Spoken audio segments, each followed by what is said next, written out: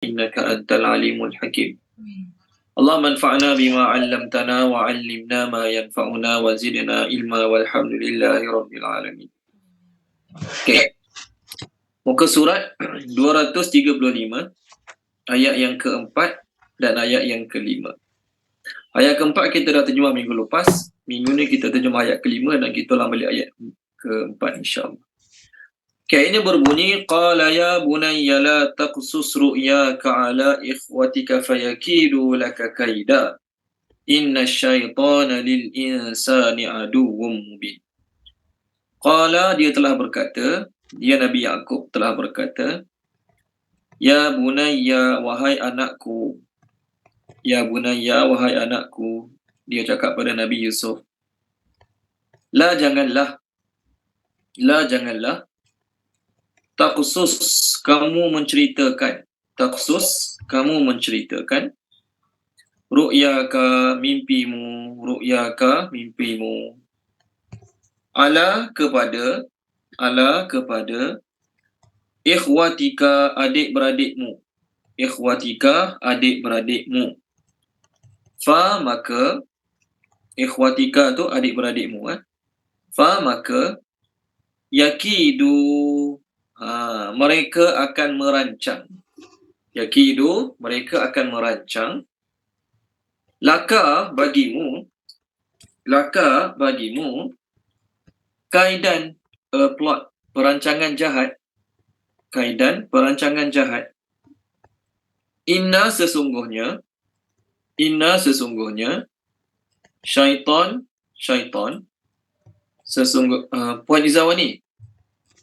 Puan Izawani, Ya, saya. Boleh buat saya jadi host tak? Patut pelik Sekejap. Boleh buat saya jadi host. Terbuat Puan jadi host tadi. Patut saya pelik, macam mana masuk saya tak tekan pun. Rupanya silap. Okey, baik, terima kasih Puan Izawani. Inna sesungguhnya syaitan li bagi al-insan manusia, aduun musuh, mubin yang jelas nyata, Okey, tolong terjemahkan dia Puan Izawani, dua ayat. Ayat 4 dengan ayat 5 surah Yusuf. Ayat 4 dengan ayat 5 surah Yusuf. Boleh Puan Izawani?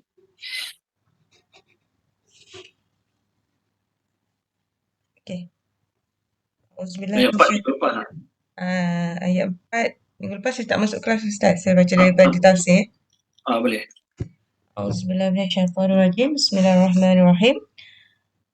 Ketika berkata Yusuf kepada bapanya, wahai ayahku, sesungguhnya aku melihat 11 bintang dan matahari dan bulan.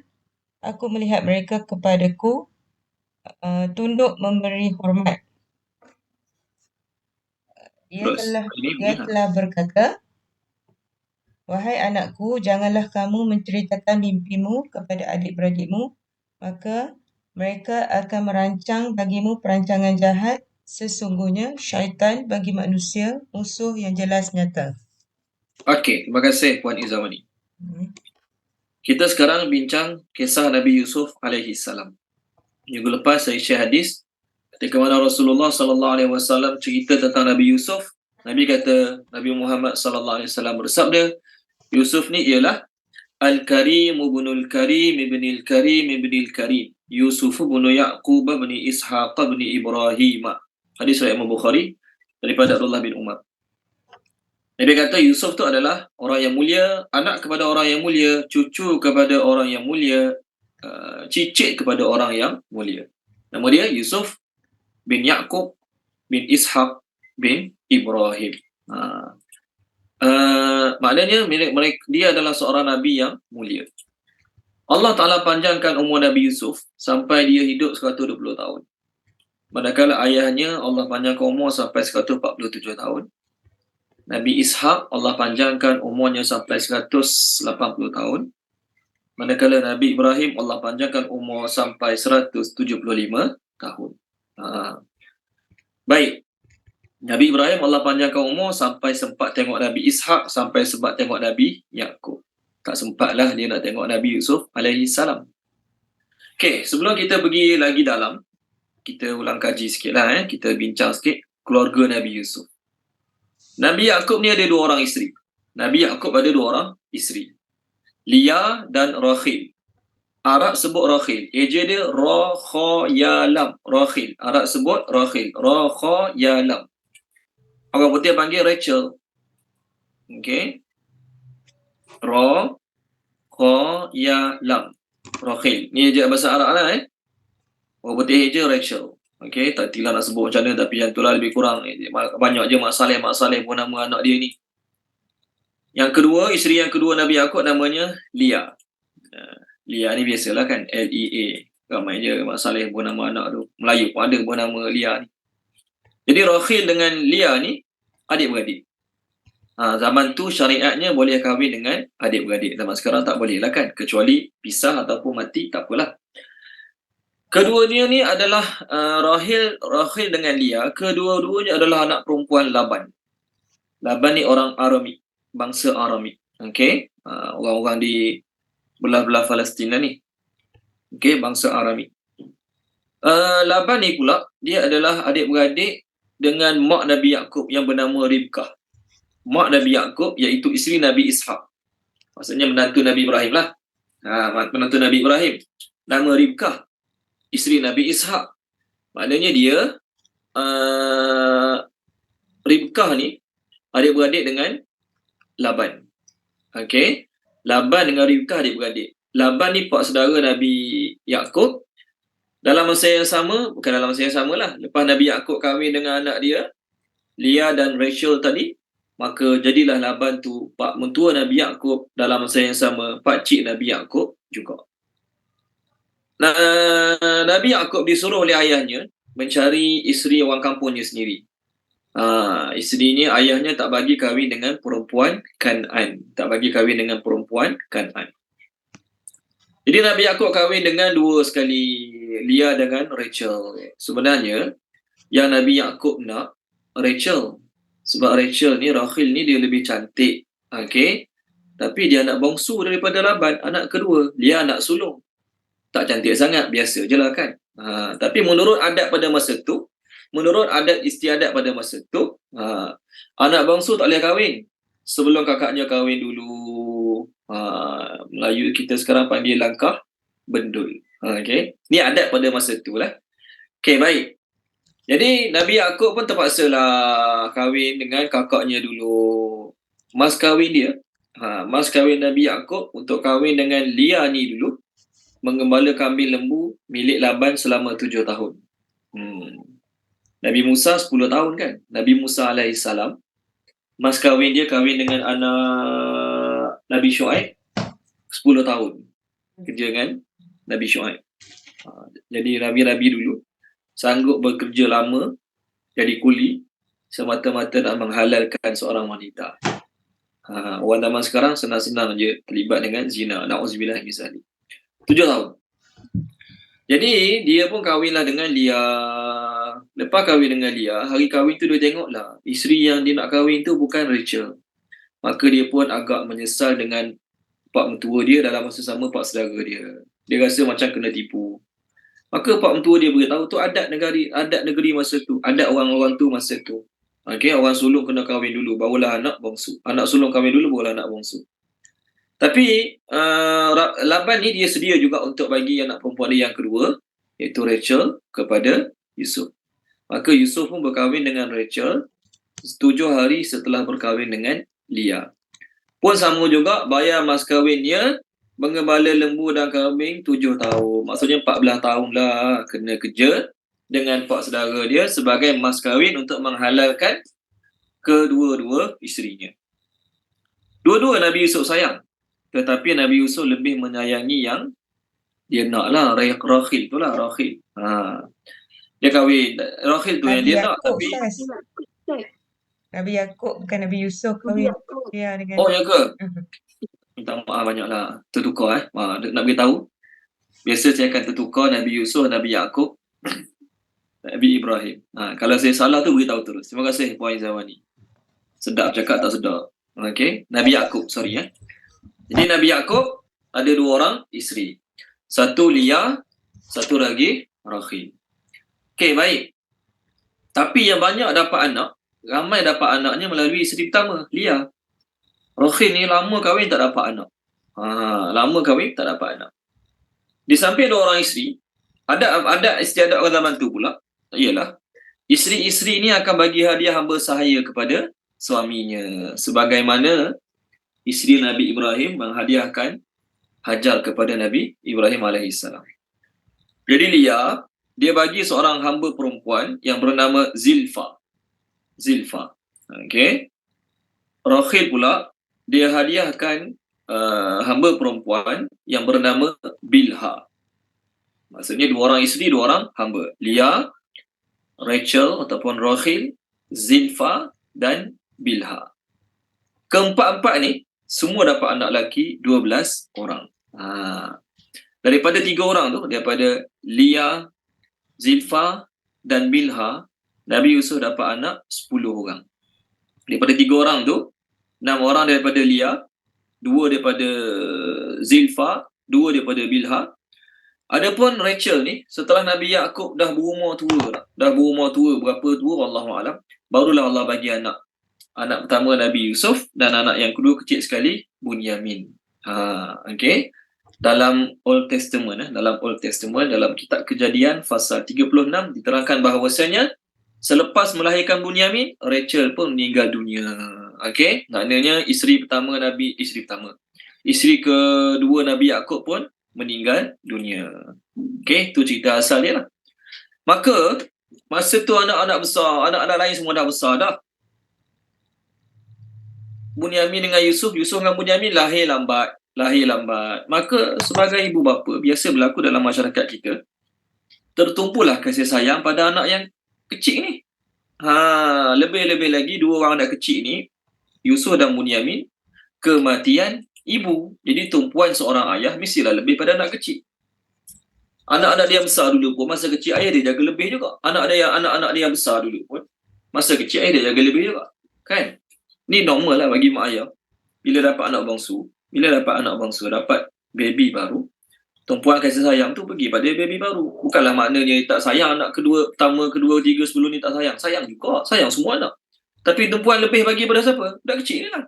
Anak dah besar panjang, dah umur 16, 17. Takkan nak riba, takkan nak dukung, takkan nak main dengan dia lagi. Dia ada hidup dia sendiri. Anak-anak dah besar ni, dia ada main game dia sendiri, dia ada kawan-kawan dia sendiri. Tu cerita dia. Jadi Yusuf dengan Bunyamin budak kecil, tak pandai main jauh-jauh, tak reti nak cari kawan lagi, maka banyak masa dengan ayah telah tua. Ni normal. Dan juga kena ingat satu benda, bab fiqh, tak wajib bagi ibu bapa menyamaratakan kasih sayang pada semua anak-anak. Tak wajib. Ingat, sunat sahaja. Maknanya kalau mak kita lebihkan abang kita, mak kita lebihkan kakak kita, mak kita lebihkan adik kita, kita kena beritahu, cakap pada diri kita, mak aku kan buat dosa. Mak ayah aku tak buat dosa. Kerana sunat bagi ibu bapa menyamaratakan kasih sayang bagi anak-anak. Tak wajib pun. Dan biasanya, mak ayah ni, dia akan bagi tumpuan lebih pada anak kecil. Anak besar bukan tak sayang, tapi mu dah besar, mu pandai main game sendiri, mu pandai cari kawan sendiri, balik sekolah cari kawan, balik sekolah cari kawan. Takkan nak dukung ibu lagi. Ini normal lah kan. Jadi, adik-adik balai dengki dengan Yusuf dan juga Bunyamin. Kemudian, ada lagi satu harapan yang Nabi Yaqub pendam dalam hati dia. Dia kalau boleh nak mewariskan pusaka ayahnya, Nabi Ishak, yang Nabi Ishak terima daripada Nabi Ibrahim, iaitu dipanggil nubuwah, prophethood, kenabian dan risalah. Menjadi Nabi Allah dan Rasulullah. Nabi Yaqub menyimpan dalam hati dia keinginan yang sangat kuat agar kenabian tu diberi pada Yusuf ni. Agar kenabian tu diberi pada Nabi Yusuf ni. Itu keinginan besar ayahnya. Besar keinginan ayah dia agar warisan harta semua anak-anak dapat lah kan. Warisan harta semua anak-anak boleh dapat lah. Tak cerita lah bab tu. Tapi kenabian ni dia sangat-sangat nak yang Nabi Yusuf dapat kenabian tersebut. Ni yang Nabi Ibrahim nak. Nabi Yaqub pun tahu. Nabi Yaqub pun tahu yang Yusuf ni dicemburui oleh abang-abangnya yang lain. Nabi Yaqub ayah. Ayah dia tahu anak ni baik dengan siapa, anak ni tak baik dengan siapa, anak ni okey dengan mana, tak okey dengan mana. Mak tahu, ayah pun tahu. Mak lah lebih tahu biasanya. Tapi masa ni dalam kes ni mak tak ada. Sebab tu Ustaz Muhammad Ali Khan mengatakan dalam surah Yusuf Allah nak tunjuk hubungan rapat antara ayah dengan anak.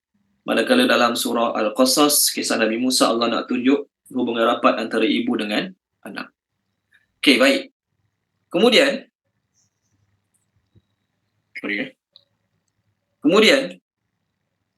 Nabi Yusuf alaihissalam dengar anak dia bermimpi. Nabi Yusuf alaihissalam dengar anak dia bermimpi. Ayat 4 yang lepas. Nabi Yusuf kata pada Nabi Yaakob, "Wahai ayah, aku mimpi lihat 11 bintang, matahari, bulan. Aku melihat semua tu sujud pada aku." Sebagai seorang Nabi, dia juga faham maksud mimpi tersebut. Dia tahu mimpi itu bukan mimpi mainan tidur, bukan mimpi tak ada makna apa, mimpi itu ada makna. Sebab bila Nabi Yusuf sebut 11 bintang, 11 bintang tu mewakili 11 adik-beradik dia. Bila Nabi Yusuf sebut bulan, mewakili ibunya. Dan bila sebut matahari, mewakili ayahnya. Maknanya ilmu takwil mimpi ni Allah bagi pada Nabi Yusuf. Tidaklah bermakna Nabi Muhammad, Nabi Ishaq, Nabi Ibrahim tak tahu apa langsung pasal mimpi. Tak adalah kata macam tu. Nabi Ibrahim Allah bagi mimpi, suruh sembelih anak, Allah bagi mimpi pada Nabi Ibrahim. Tengok boleh kisah Nabi Ibrahim. Sikit je lah nak cerita pasal mimpi ni. Surah Saffat. Tolong baca dia Puan Rosimah Kasim, boleh? Puan Rosimah Kasim. Sebab tu buka surat 449 ayat bawah sekali. 449 ayat bawah sekali.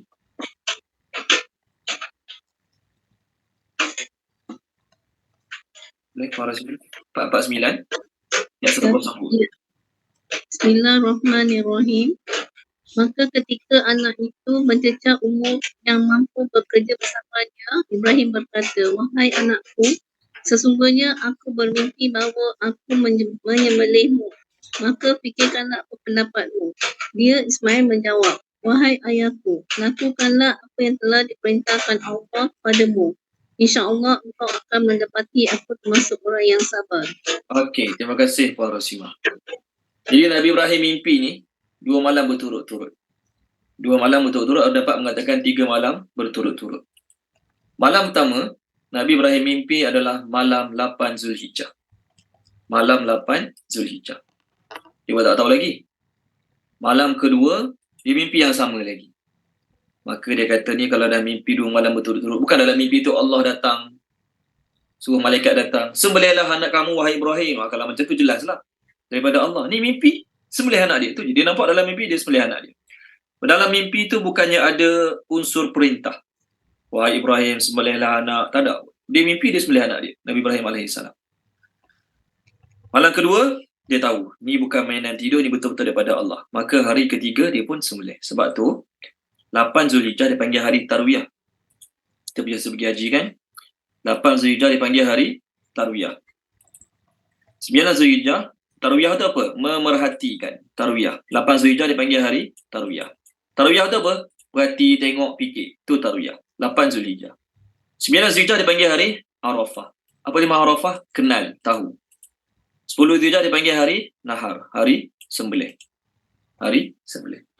Jadi Nabi Ibrahim alaihissalam bermimpi pada 8 Zulhijjah Tarwiyah. Tarwiyah tu pasal dia fikir, mimpi ni apa maksud dia? Mimpi tu apa maksud dia? Ni, saya share kat skrin lah Tengok. Hari ni kita sudah memasuki 8 Zulhijjah, di mana kita sedia maklum, ia juga dikali dengan hari Tarwiyah. Tarwiyah berarti merenung dan berfikir. Hal tersebut dikaitkan dengan kisah Nabi Ibrahim memimpi pada malam 8 Zulhijjah. Dalam mimpi tersebut, beliau diperintahkan oleh Allah untuk mengorbankan anaknya Nabi Ismail. Ditulis diperintahkan. Sedangkan, kalaulah mimpi itu diperintahkan, nak perhati apa lagi? Saya tak setujulah dengan apa kat skrin ni. Jadi saya ambil kat Google tadi lah kan. Kalaulah dalam mimpi itu disuruh diperintahkan, tak payah cakap banyak, buat terus lah. Tapi Nabi Ibrahim dapat mimpi pertama, dia ragu-ragu lagi. Malam kedua dapat mimpi yang sama. Nabi Ibrahim takut mimpi itu mainan syaitan ke, hasutan syaitan ke, gangguan syaitan ke. Malam kedua, dia dapat mimpi yang sama. Maka bila dapat mimpi yang sama, Nabi Ibrahim Arafah tu tahu. Ni memang betul-betul daripada Allah Subhanahu wa taala. Malam yang ketiga pula. Lepas malam kedua, hari yang ke-10 Zulhijjah dipanggil hari Nahar, hari sembelih. Lepas tu Nabi Ibrahim pun nak sembelih anak dia. Maknanya Allah bagi pada Nabi Ibrahim alaihissalam mimpi. Mimpi para Nabi adalah wahyu. Jadi Nabi Yusuf, Nabi Yaakob tahu. Mimpi yang Allah bagi pada Nabi Yusuf ni bukan mimpi saja-saja. Bukan mimpi biasa-biasa. Mimpi yang ada makna. Maka setelah dia dengar mimpi Nabi Yusuf ni, Nabi Yaakob kata pada anak dia ayat 5, "Wahai anakku, jangan kau cerita mimpi ni pada adik-adik kamu. Kerana mereka nanti akan buat plot, perancangan jahat untuk mengenakan kamu, membinasa kamu. Sebab apa? Mereka memang dah ada benda tak senang dalam hati terhadap kamu. Ayah tahulah. Kita, mak kita, ayah kita tahulah anak kita baik dengan mana, tak baik dengan mana. Kan? Yang lebih malang lagi mak ayah ni, jadi batu api. Jangan baik dengan dia. Ni mak ayah malang lah ni. Okay? Jadi Nabi Yaakob dia tahu kedengkian abang-abang dia pada Nabi Yusuf. Maka dia pesan pada abang-abang dia, jangan ceritakan mimpi itu kepada abang-abang kamu. Sebab mereka ni semua ni bukannya orang jahil, anak Nabi. 10 orang abang Nabi Yusuf tu bukan orang jahil, anak Nabi. Mereka juga boleh faham apa maksud sebelah matahari, 11 bulan. Mereka juga boleh faham apa makna bulan, makna bintang. Sujud kepada Nabi Yusuf. Mereka boleh agak mimpi itu apa makna dia. Okay. Dan dalam 10 orang tu, mereka juga menanti-nanti, menunggu-nunggu agar wahyu diberikan kepada mereka. Maksudnya mereka kalau boleh nak dapat wahyu yang sama juga. Okey, baik. Cerita pasal mimpi. Mimpi para nabi adalah benar. Mimpi para nabi adalah wahyu. Adapun mimpi selain nabi, orang soleh ke, orang bagus macam mana sekalipun, mimpi selain nabi tak boleh dikatakan sebagai wahyu. Sayyidatina Aisyah radhiyallahu anha berkata bahawasanya Rasulullah sallallahu alaihi wasallam bermimpi sebelum jadi nabi 6 bulan. 6 bulan sebelum Nabi jadi Nabi, Nabi bermimpi. Dan mimpi Nabi itu seterang. Mimpi Nabi itu sejelas cahaya waktu subuh. Hadis riwayat Imam Bukhari daripada Aisyah radhiyallahu anha, daripada Abu Hurairah pun riwayat yang sama. Nabi bersabda, "Ru'ya salihah juz'un min 46 juz'an minan nubuwah." Mimpi yang benar itu satu bahagian daripada 46 bahagian kenabian. Maksudnya mimpi yang benar ni bukan saja boleh berlaku pada Nabi, boleh juga berlaku pada bukan Nabi. Boleh juga berlaku pada orang kafir. Contoh dalam surah Yusuf ni, raja mimpi apa? Raja mimpi 7 ekor lembu gemuk dimakan oleh 7 ekor lembu kurus. 7 tangkai tanaman yang kering, 7 tangkai tanaman yang basah. Bukan saja-saja tu. Orang kafir. Fir'aun mimpi keluar api daripada rumah-rumah Bani Israel membakar rumah-rumah orang Qibti. Mimpi main-main ke? Mainan tidur? Tak. Fir'aun agak serius benda tu. Dan benda tu, tukang takwil mimpi Fir'aun, dia kata maksud mimpi tu akan lahir seorang bayi yang akan menjatuhkan kerajaan kau. Maknanya mimpi betul ni bukan saja boleh berlaku pada para nabi, boleh berlaku juga pada manusia biasa, walaupun orang jahat. Nabi SAW, Allah bagi mimpi. Ayat yang dia baca tadi, surah Saffat tadi kan. Siti Kasim, kenal Siti Kasim kan? Suka keluarkan kenyataan pelik-pelik. Kita tak ngumpat sebab dia cakap terang-terangan. Dia pernah keluarkan statement, dia kata arahan suruh sembelih binatang ni bukan daripada Allah, daripada mimpi je pun. Tu kata dia lah. Ya, memang daripada mimpi, tapi mimpi para nabi adalah wahyu. Perintah. Mimpi kita je bukan wahyu. Mimpi para nabi adalah wahyu.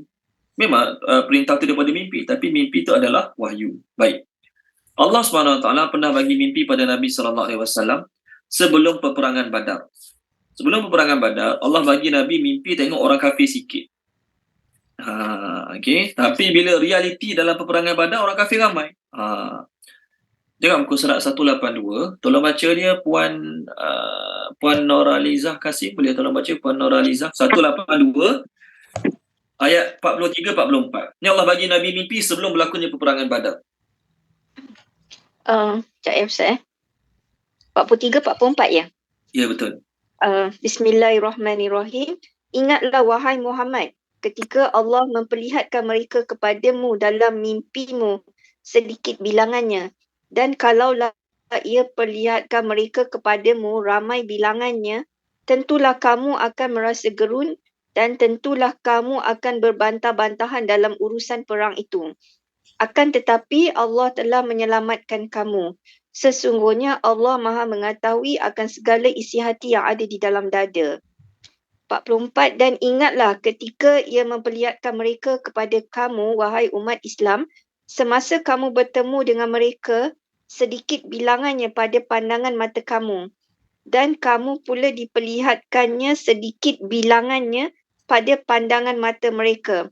Kerana Allah hendak melakukan sesuatu perkara yang telah ditetapkan berlakunya.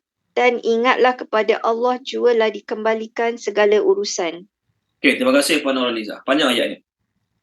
Masa Nabi nak peperangan Badar, Allah buat Nabi mimpi nampak musuh sikit. Nabi cakap kat sahabat-sahabat musuh sikit je. Tapi bila realitinya musuh ramai. Apa tujuan Allah buat Nabi nampak sikit? Musuh. Tujuannya supaya berlaku peperangan. Kalau Allah tunjuk pada Nabi musuh ramai, Nabi bercakap kat sahabat musuh ramai, kemungkinan akan ada sahabat-sahabat yang berpaling, takut, tak sedia. Okey, ada kemungkinan tersebut. Sebab tu dalam mimpi Allah tunjuk kepada Nabi pihak musuh sedikit. Tapi bila bertemu dalam peperangan, pihak musuh ramai. Jadi kalau orang tak kuat iman, dia kata apa? Nampak sangat kelentong. Semalam di mimpi dia kata musuh sikit. Tengok ni, kita 313, musuh 1000 orang. Sikit apa? Sebab tu mimpi Nabi ni Allah jadikan sebagai ujian. Mimpi Nabi ni Allah jadikan sebagai ujian. Kalau orang tu tak kuat iman, kalau orang tu iman lemah, kalau orang tu jenis tak percaya sangat kat Nabi, dia kata apa? Nampak sangat kelentong. Dia claim di mimpi Allah tunjuk kat dia musuh sikit, yang sebenarnya musuh ramai. Maknanya dia kaki kelentong. Kalau sahabat tu imannya lemah. Sebab tu Allah kata mimpi Nabi ni ujian. Tolong baca Puan Ira boleh? Puan Ira 288 ayat 60. Ada? Puan Ira boleh tolong baca ke?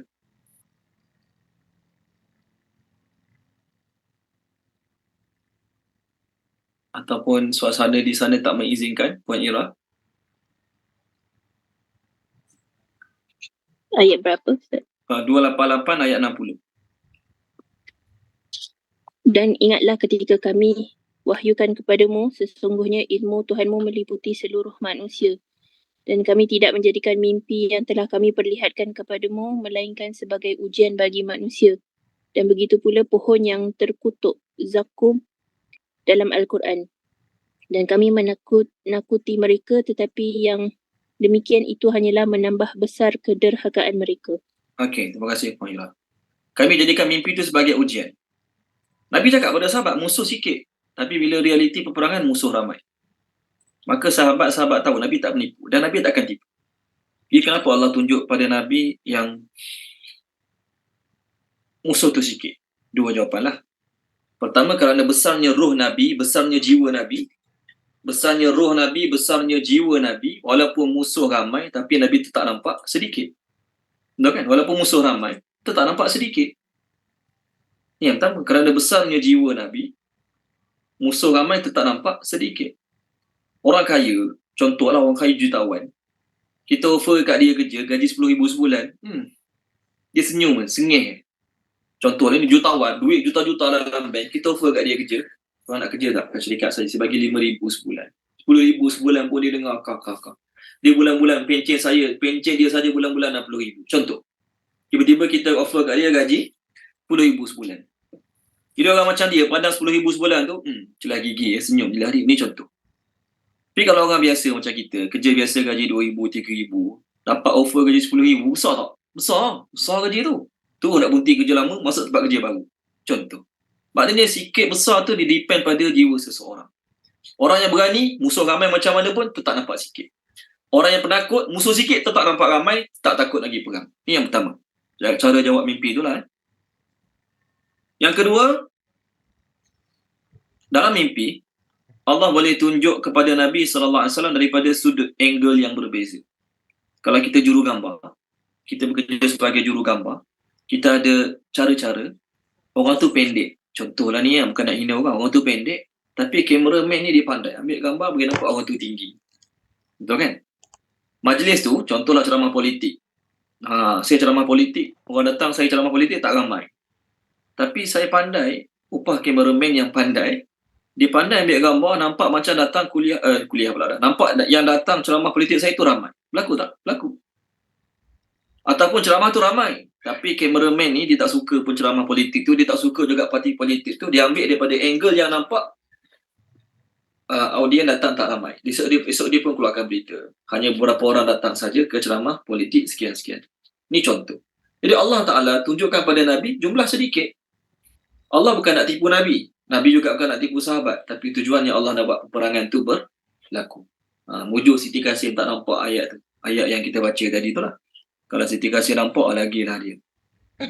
Meronta-ronta mencari kesalahan Al-Quran kan. Ujian. Jadi sahabat-sahabat yang pergi Badar, Alhamdulillah. Sahabat-sahabat yang pergi Badar, tak ada seorang pun menyalahkan Nabi, mengata Nabi tipu dan sebagainya. Tak ada seorang pun. Okey, tu cerita mimpi Nabi dengan Nabi Muhammad dengan Nabi Ibrahim. Zaman Allahumma salli Muhammad.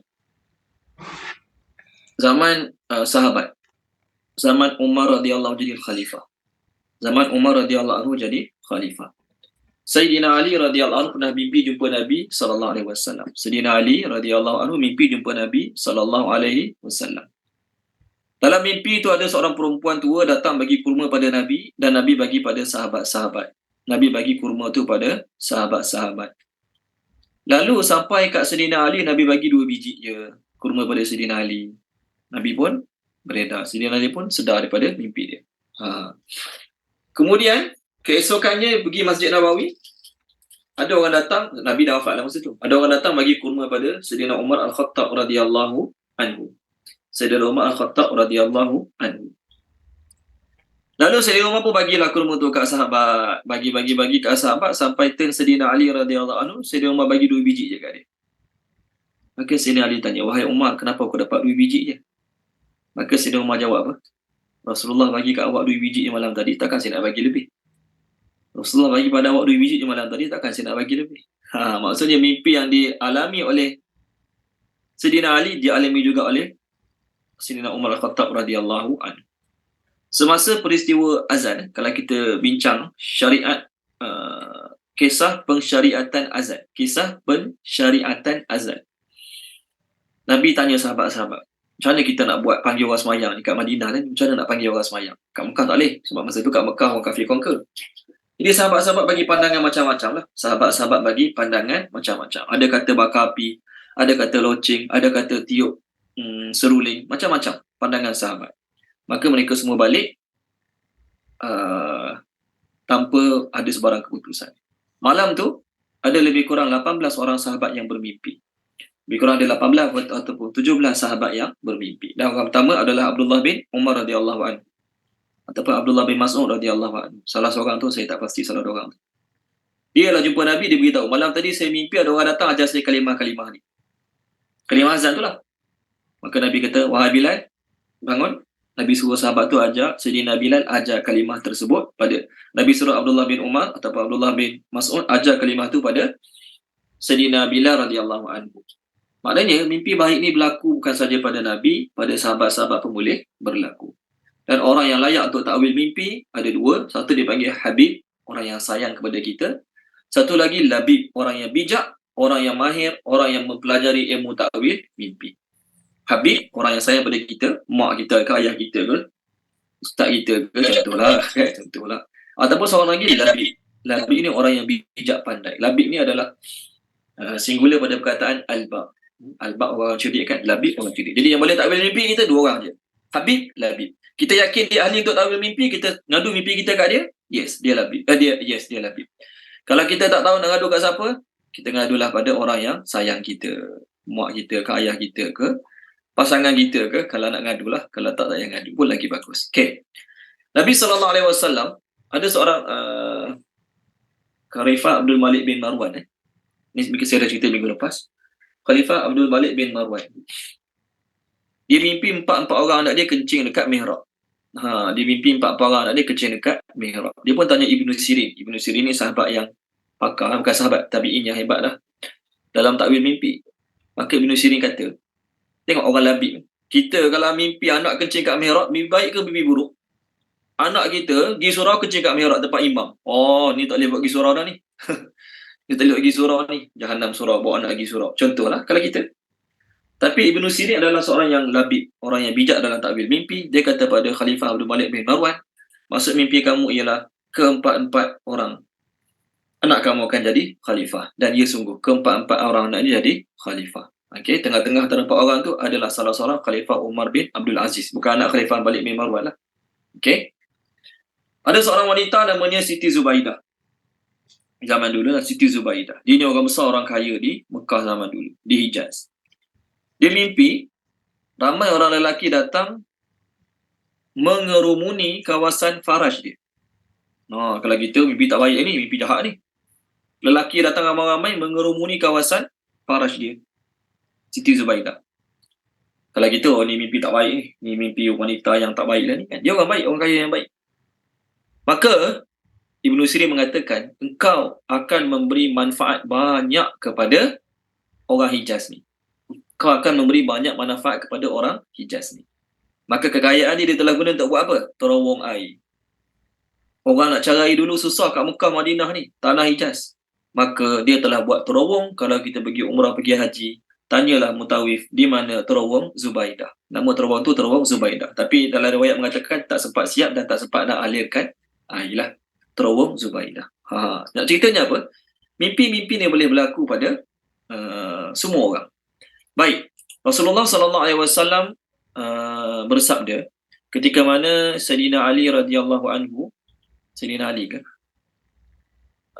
Sayyidina Aisyah radhiyallahu anhu berkata, Rasulullah SAW bersabda, Nabi kata, awwalu ma budi'a bihi Rasulullah SAW minal wahyi ar-ru'ya as-sadiqah fil naum. Perkara pertama yang Nabi rasa dia akan jadi Nabi, perkara pertama yang Nabi dapat rasa dia ni bakal jadi Nabi, yang Nabi rasa adalah mimpi yang benar ketika tidur. Fakana la yara ru'ya illa ja'at misla falaqis subhi. Nabi tidak bermimpi pada malam hari, melainkan sebagaimana jelasnya sinar cahaya waktu subuh. Sebagaimana jelasnya sinar cahaya waktu subuh. Tadi hadis daripada Imam Bukhari, daripada Abu Hurairah, daripada Aisyah, Nabi kata, ar-ru'ya salihatu juz'un min sittatin wa arba'ina juz'an minan nubuwah. 6 bulan sebelum Nabi dapat wahyu di Gua Hira, Nabi 6 bulan tiap-tiap malam mimpi. Nampak jelas mimpi-mimpi tersebut. Nabi nampak jelas mimpi tersebut. Qatadah radhiyallahu tanya Nabi sallallahu alaihi wasallam. Hadis riwayat Imam Ahmad. Qatadah radhiyallahu tanya Nabi sallallahu alaihi wasallam. Kata, ya Rasulullah, apakah perkara pertama kenabian? Apakah awal-awal tanda kenabian? Maka Nabi jawab 3. Pertama, dakwatu Abi Ibrahim. Doa ayahku Nabi Ibrahim. Nabi Ibrahim doa untuk orang Mekah dapat Nabi. Tolong baca dia, Puan Rosnani, tolong baca surah Al-Baqarah, muka surat 20 boleh. Muka surat 20, ayat yang ke-129. Ini doa Nabi Ibrahim, agar orang Mekah dapat Nabi. Boleh, Puan Rosnani?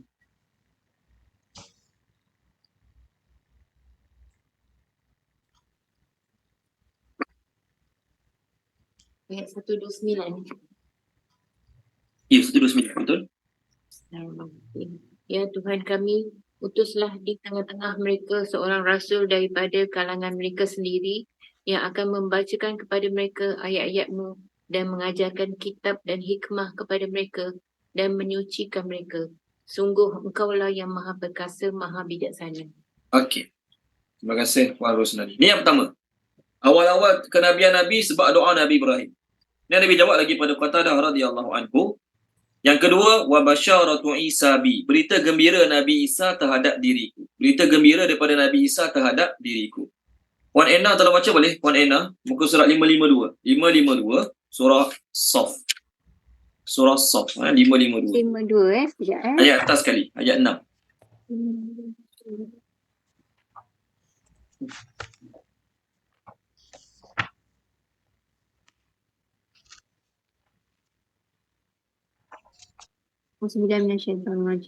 Dan ingatlah ketika Isa putra Maryam berkata, "Wahai Bani Israel, sesungguhnya aku utusan Allah kepadamu yang membenarkan kitab yang turun sebelumku, iaitu Taurat, dan memberi kabar gembira dengan seorang rasul yang akan datang setelahku yang namanya Ahmad, iaitu Muhammad. Namun ketika rasul itu datang kepada mereka dengan membawa bukti-bukti yang nyata, mereka berkata ini adalah sihir yang nyata." Okey, terima kasih Puan Ina. Di yang kedua, Nabi kata, tanda awal kenabian aku, sebelum aku lahir, masa Nabi Isa masih ada, Nabi Isa cakap berita gembira pada umat yang Nabi Muhammad akan datang. Tapi lepas Nabi Muhammad datang, mereka reject Nabi Muhammad. Yang ketiga, Nabi kata apa dia? Wa ru'ya ummi allati ra'at. Mimpi ibuku yang dia telah bermimpi. Ibuku bermimpi keluar daripada dirinya cahaya yang menerangi kota-kota di Syam. Ibu Nabi, Aminah, bermimpi keluar daripada dirinya cahaya yang menerangi kota-kota di Syam. Maka Nabi kata, wa kadzalika ummahatun nabiyyin yaraina. Macam itulah juga mak-mak para nabi, mereka semua bermimpi juga. Bukan mak Nabi Muhammad saja bermimpi, mak-mak nabi lain pun Allah bagi mimpi juga. Mak-mak para nabi yang lain pun Allah bagi mimpi juga. Baik. Lepas Nabi SAW meninggal dunia, tidak ada lagi wahyu, tetapi yang ada mubasyirat. Mubasyirat tu apa dia? Mimpi yang baik lagi benar, yang dialami oleh orang soleh ataupun orang lain mimpi untuk dia.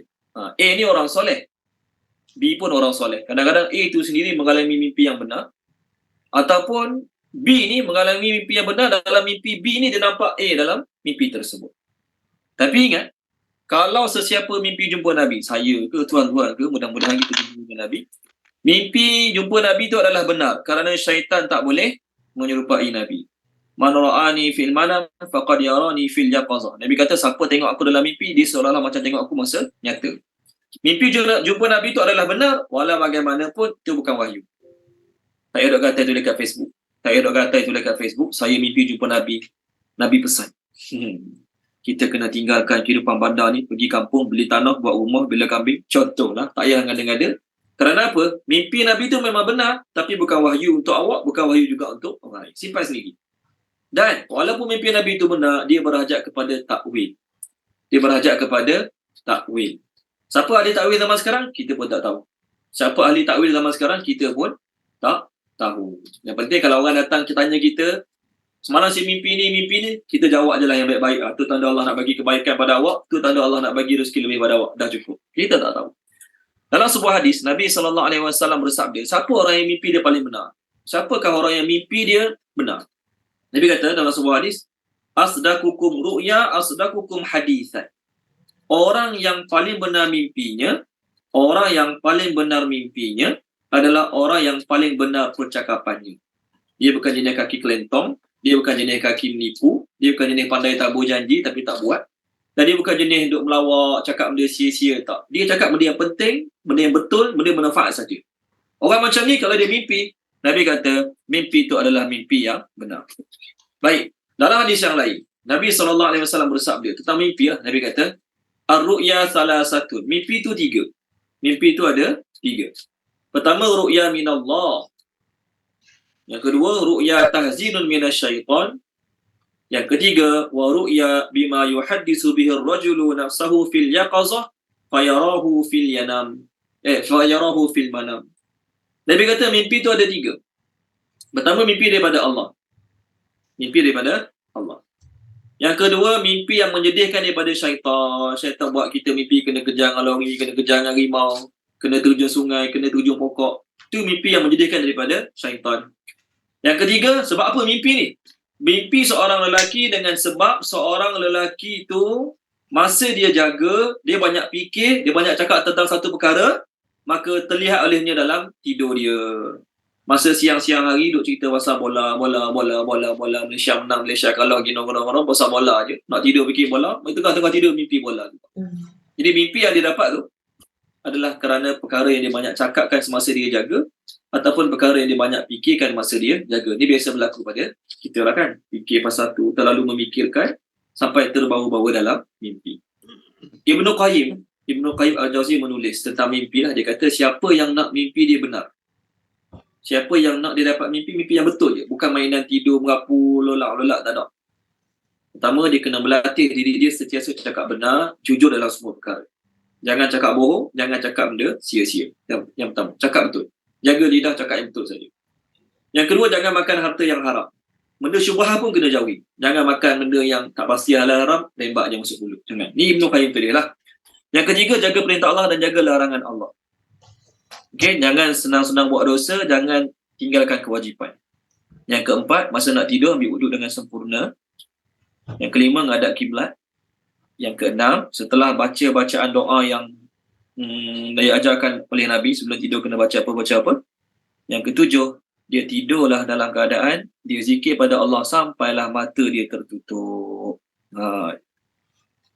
Dia tidur dalam keadaan dia zikir pada Allah sampailah mata dia tertutup. Ni Ibnu Qayyim Al-Jauzi mengatakannya lah. Kemudian Ibnu Qayyim Al-Jauzi kata lagi, sebaik-baik waktu mimpi adalah waktu atamah. Atamah ni adalah waktu permulaan malam. Sebaik-baik mimpi adalah mimpi waktu atamah. Atamah ni adalah waktu permulaan malam. Maksudnya siapa tidur, awal-awal tidur tu dia mimpi, tu kita kata itu mimpi yang baik lah. Dia pun hujung-hujung malam, boleh jadi baik, boleh jadi tak baik. Nabi SAW bersabda daripada Imam Bukhari, Nabi kata apa? Lam yabqa minan nubuwah illa al-mubasyirat. Kenabian dah tak ada. Kenabian dah tak ada. Nabi lah Nabi yang terakhir. Tak ada wahyu baru lagi. Tapi ada mubasyirat. Mubasyirat ni maksudnya berita-berita gembira. Mubasyirat kan? Sahabat bertanya, ya Rasulullah, apa itu mubasyirat? Ya Rasulullah, apa itu mubasyirat? Maka Nabi bersabda, ar-ru'ya salihatu yaraha ar-rajulu as-salihu aw yuralahu. Hadis riwayat Imam Bukhari daripada Abu Hurairah. Mubasyirat tu ialah mimpi yang betul yang dilihat oleh seorang lelaki yang soleh. Lelaki soleh dia nampak, lelaki tu soleh, warak takwa, dia nampak dalam mimpi dia. Ataupun orang soleh yang lain mimpi tentang dia. Itu dia panggil mubasyirat. Jadi dalam mimpi tu contoh, orang soleh A kata aku mimpi jumpa Nabi. Nabi suruh kirim salam pada kamu wahai orang soleh B. Contoh. Ini mimpi yang betul. Sebab tu Nabi kata, Allah kata dalam Quran, orang beriman bertakwa akan dapat busyra. Busyra ni berita gembira. Ada orang letak nama anak dia Busyra. Surah Yunus. Tolong baca surah Yunus, Dr. Nurhida. Tolong baca boleh Dr. Nurhida, surah Yunus. Muka surat 216, ayat 62, 63, 64.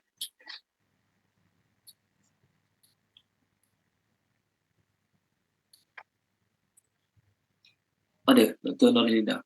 Ada Ustaz. 216. Bismillahirrahmanirrahim. Ingatlah sesungguhnya wali-wali Allah itu tidak ada kebimbangan pada mereka dan mereka tidak berduka cita. Iaitu orang-orang yang beriman dan sentiasa bertakwa. Bagi mereka berita gembira di dalam kehidupan di dunia dan di akhirat. Tidak ada perubahan bagi janji-janji Allah. Demikian itulah kejayaan yang besar. Okey, terima kasih Dr. Nurhida. Ayat 64 tu poin saya. Orang beriman dan orang bertakwa, bagi mereka glad tiding di dunia dan di akhirat. Glad tiding di dunia apa dia? Allah bagi mimpi-mimpi yang baik untuk dia. Mubasyirat tu lah. Ayat saya, hadis yang saya sebut tadi, mubasyirat. Berita-berita menggembirakan. So ayat ni, lahumul busyra. Berita-berita gembira. Dalam hadis yang lain, Nabi SAW bersabda, ar-ru'ya thalasun. Mimpi tu ada 3. Ru'ya minallah. Mimpi daripada Allah. Wa ru'ya minal malak. Mimpi daripada malaikat. Wa ru'ya minal syaitan. Mimpi daripada syaitan. Jadi orang yang kaki dosa, kaki maksiat, senang syaitan masuk dalam mimpi dia. Senang syaitan buat kacau dalam mimpi dia. Orang yang menjauhi dosa maksiat, syaitan tak boleh masuk dalam mimpi dia. Imam Bukhari meriwayatkan daripada Abu Salamah. Abu Salamah dia mimpi. Lalu dia bangun tidur, lepas tu dia rasa tak senang lah dengan mimpi dia tu. Imam Bukhari meriwayatkan daripada Abu Salamah. Abu Salamah cerita, dia tidur, dalam tidur dia mimpi. Kemudian mimpi tu menyebabkan dia rasa tak senang. Lalu dia pun terangkan kepada seorang sahabat Nabi yang bernama Abu Qatadah. Abu Salamah mengadu pada Abu Qatadah. Abu Qatadah kata dia juga pernah mimpi. Lalu bila dia bangun tidur, dia rasa mimpi itu seram, tak senang hati, tak senang duduk. Lalu dia pun jumpa Nabi SAW. Nabi kata, ar-ru'yal hasanatu minallah. Mimpi yang baik itu daripada Allah. Nabi kata, fa idza ra'a ahadukum ma yuhibbu, apabila seseorang kamu melihat apa yang dia suka dalam mimpi dia tu, Fala yuhaddis bihi illa man yuhibbu. Jangan cerita kat siapa-siapa tentang mimpi dia kecuali pada orang yang dia sayang. Kak mak, kak ayah, kat pasangan. Kalau tak kelahi dengan pasangan lah. Kalau kelahi, pasangan tafsir lain pula nanti. Takwil lain pula nanti kan. Wa idza ra'a ma yakrahu falyata'awwaz billahi min syarriha. Siapa yang mimpi tak baik, dia melihat apa yang dia tak suka dalam mimpi dia. Dalam mimpi tu dia tengok benda yang dia tak suka. Tak kisahlah apa-apa yang kita tak senang dengan mimpi tu. Hendaklah dia minta lindung dengan Allah daripada kejahatan mimpi tersebut. Sama ada dia baca bangun tidur, a'udzubillahi minasyaitonirrajim pun boleh, ataupun dia baca a'udzubika min syarri hadhihi ru'ya. Aku minta lindungmu denganmu ya Allah daripada mimpi buruk ini. Kemudian Nabi kata wal yatfil thalasa marrat. Hendaklah dia buat isyarat ludah 3 kali. Wala yuhaddis biha ahadan fa innaha la yadur. Jangan cerita kat siapa-siapa. Mimpi buruk tak cerita kat isteri, tak cerita kat anak, tak cerita kat mak, tak cerita kat siapa-siapa. Nabi kata kalau dia tak cerita kat siapa-siapa mimpi buruk dia, mimpi tersebut tidak akan memudaratkannya. Kita mimpi tak baik, cerita kat orang, kebetulan waktu benci kat kita, tak suka kita, lama tak suka kita, dia pun tak boleh pelik-pelik. Boleh jadi apa yang dia tak boleh tu berlaku juga pada kita. Dia tidak bagi takdir mu'allaq, bergantung kepada. Kalau dia tak boleh mimpi jahat, berlaku jahat kat kita. Kalau dia tak tahu apa-apa, tak berlaku jahat tu pada kita. Jadi jangan cerita kat siapa-siapa mimpi yang tak baik. Imam Muslim daripada Jabir bin Abdullah, Nabi SAW bersabda, Nabi kata, idza ra'a ahadukum ar-ru'ya yakrahuha falyabsuq an yasarihi salasan wal yata'awwaz billahi minasyaitan salasan wal yatahawwal an jambihi alladhi kana fi. Apabila seseorang kamu melihat dalam mimpi dia benda yang dia tak suka, maka hendaklah dia buat isyarat ludah ke arah kirinya 3 kali. Kalau ludah betul lah, ludah betul, kena muka bini, kelahi pula esok. Isyarat ludah 3 kali. Dan baca auzubillahi minasyaitan 3 kali. Dan hendaklah dia palingkan tempat baring dia. Biasa baring ke kanan, baring ke arah kiri pula. Malam tu je lah. Sebelum tu tidur ngadap bini. Bini tengah tak tenang hati masa tu dapat mimpi buruk. Paling ngadap ke lain pula. Malam tu je lah. Okay? Untuk menghindari mimpi buruk tersebut. Ada hadis lain daripada Abu Hurairah. Nabi SAW bersabda ni, kalau dapat mimpi buruk idza ra'a ahadukum ma yakrah falyakum falyusalli. Kalau kamu mimpi benda kamu tak suka, bangun semayang. Ni lagi baik. Mimpi tak baik je malam ni, bangun ambil duduk semayang.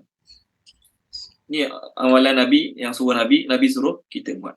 InsyaAllah perkara buruk tersebut tidak akan berlaku pada kita. Nabi sebut tadi kan, mimpi yang baik itu merupakan mubasyirat, berita gembira kepada umat ini. Imam Qurtubi dia tulis. Satu hari Imam Syafi'i bermimpi di Mesir. Imam Syafi'i duduk Mesir, mimpi tentang seorang sahabatnya yang alim, anak muridnya lah. Itu Imam Ahmad bin Hanbal. Imam Syafi'i mimpi tentang anak muridnya Imam Ahmad bin Hanbal. Maka Imam Syafi'i pun dia rasa anak murid dia tu akan berada dalam bahaya yang besar. Maka dia pun esoknya dikirim surat pada Imam Ahmad bin Hanbal yang masa tu duduk kat Baghdad. Dia duduk kat Mesir, Imam Ahmad bin Hanbal duduk kat Baghdad. Dalam surat tu dia cakap pada Imam Ahmad bin Hanbal, kamu kena bersedialah. Allah Ta'ala akan bagi ujian yang besar kepada kamu. Ujian itu akan datang menimpa kamu. Tidak berapa lama kemudian, Imam Ahmad diuji. Khalifah pada masa tu menyuruh Imam Ahmad mengatakan Quran tu makhluk. Quran tu makhluk. Imam Ahmad kata Quran bukan makhluk. Tulisan Quran ni makhluk lah. Quran kita pegang ni makhluk lah. Ni makhluk lah ni.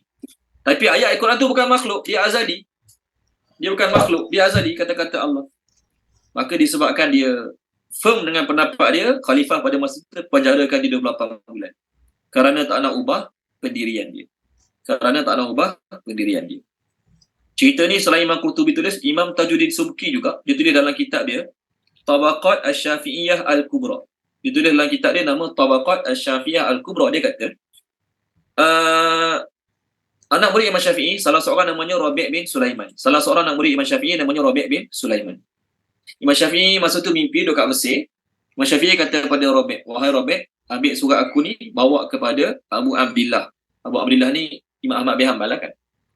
Maka aku pun pergi Baghdad, bawa surat tersebut. Aku pun bertemulah Imam Ahmad bin Hanbal lepas solat subuh. Okey?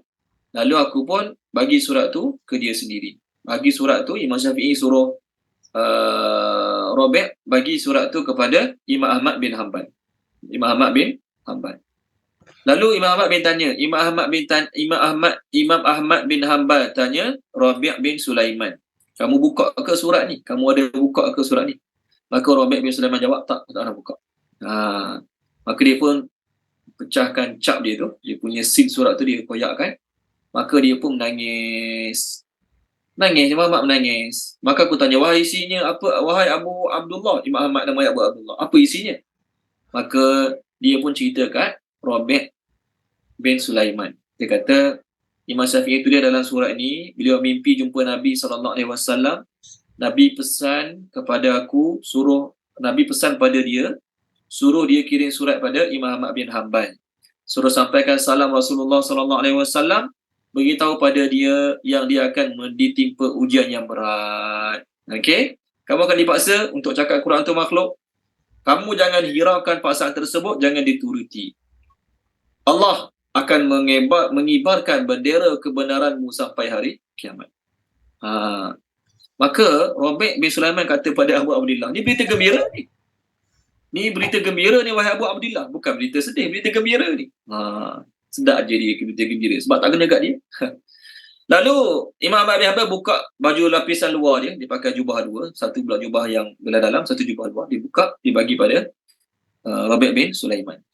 Lalu aku pun pulang ke Mesir, aku bagi surat pada Imam Syafi'i. Okey, lalu Imam Syafi'i tanya Rabi' bin Sulaiman. Rabi' bin Sulaiman, Imam Ahmad bagi apa kat engkau? Maka aku jawab, dia bagi gamisnya wahai Tuan Guru. Jadi Imam Syafi'i lega lah, sebab apa yang dia sampaikan pada anak murid dia Imam Ahmad bin Hanbal telah pun disampaikan. Dan memang betul-betul berlaku pun. Maknanya itu dia panggil mubasyirat. Mimpi daripada Nabi kepada orang yang soleh. Gitu juga kalau kita tengok kisah pencurian jasad Nabi SAW. Ada dua orang yang cuba curi jasad Nabi di Madinah. Allah bagi raja pada masa tu mimpi. Nabi mimpi jumpa raja tu, suruh ziarah dia. Akhir sekali dia pergi Madinah, dapat tangkap dua orang yang cuba nak curi jasad Nabi SAW. Okey, baik. Imam Ghazali, dia tulis, dia kata apa? Orang yang mimpi ular atau kalajengking.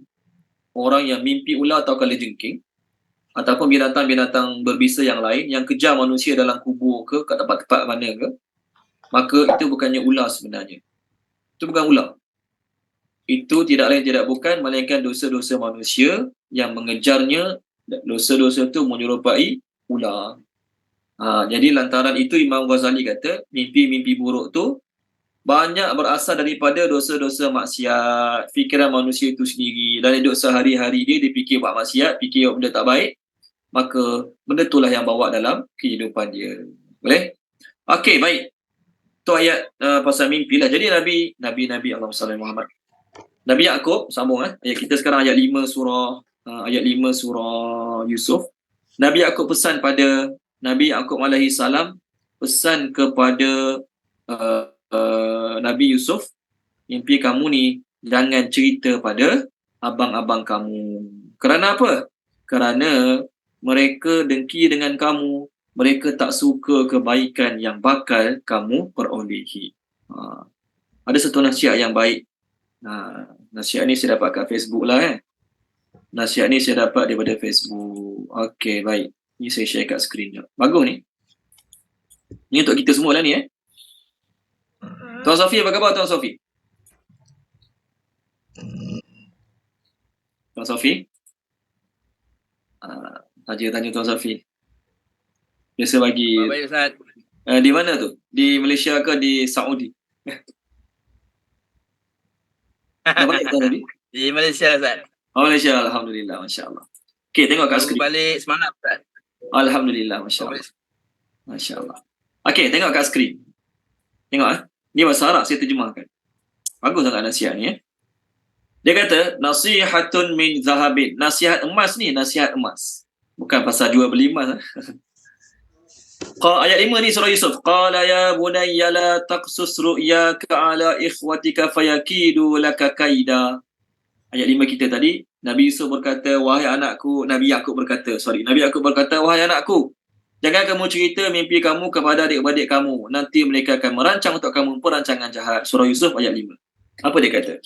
La tazkur anni amama kulli ahadin.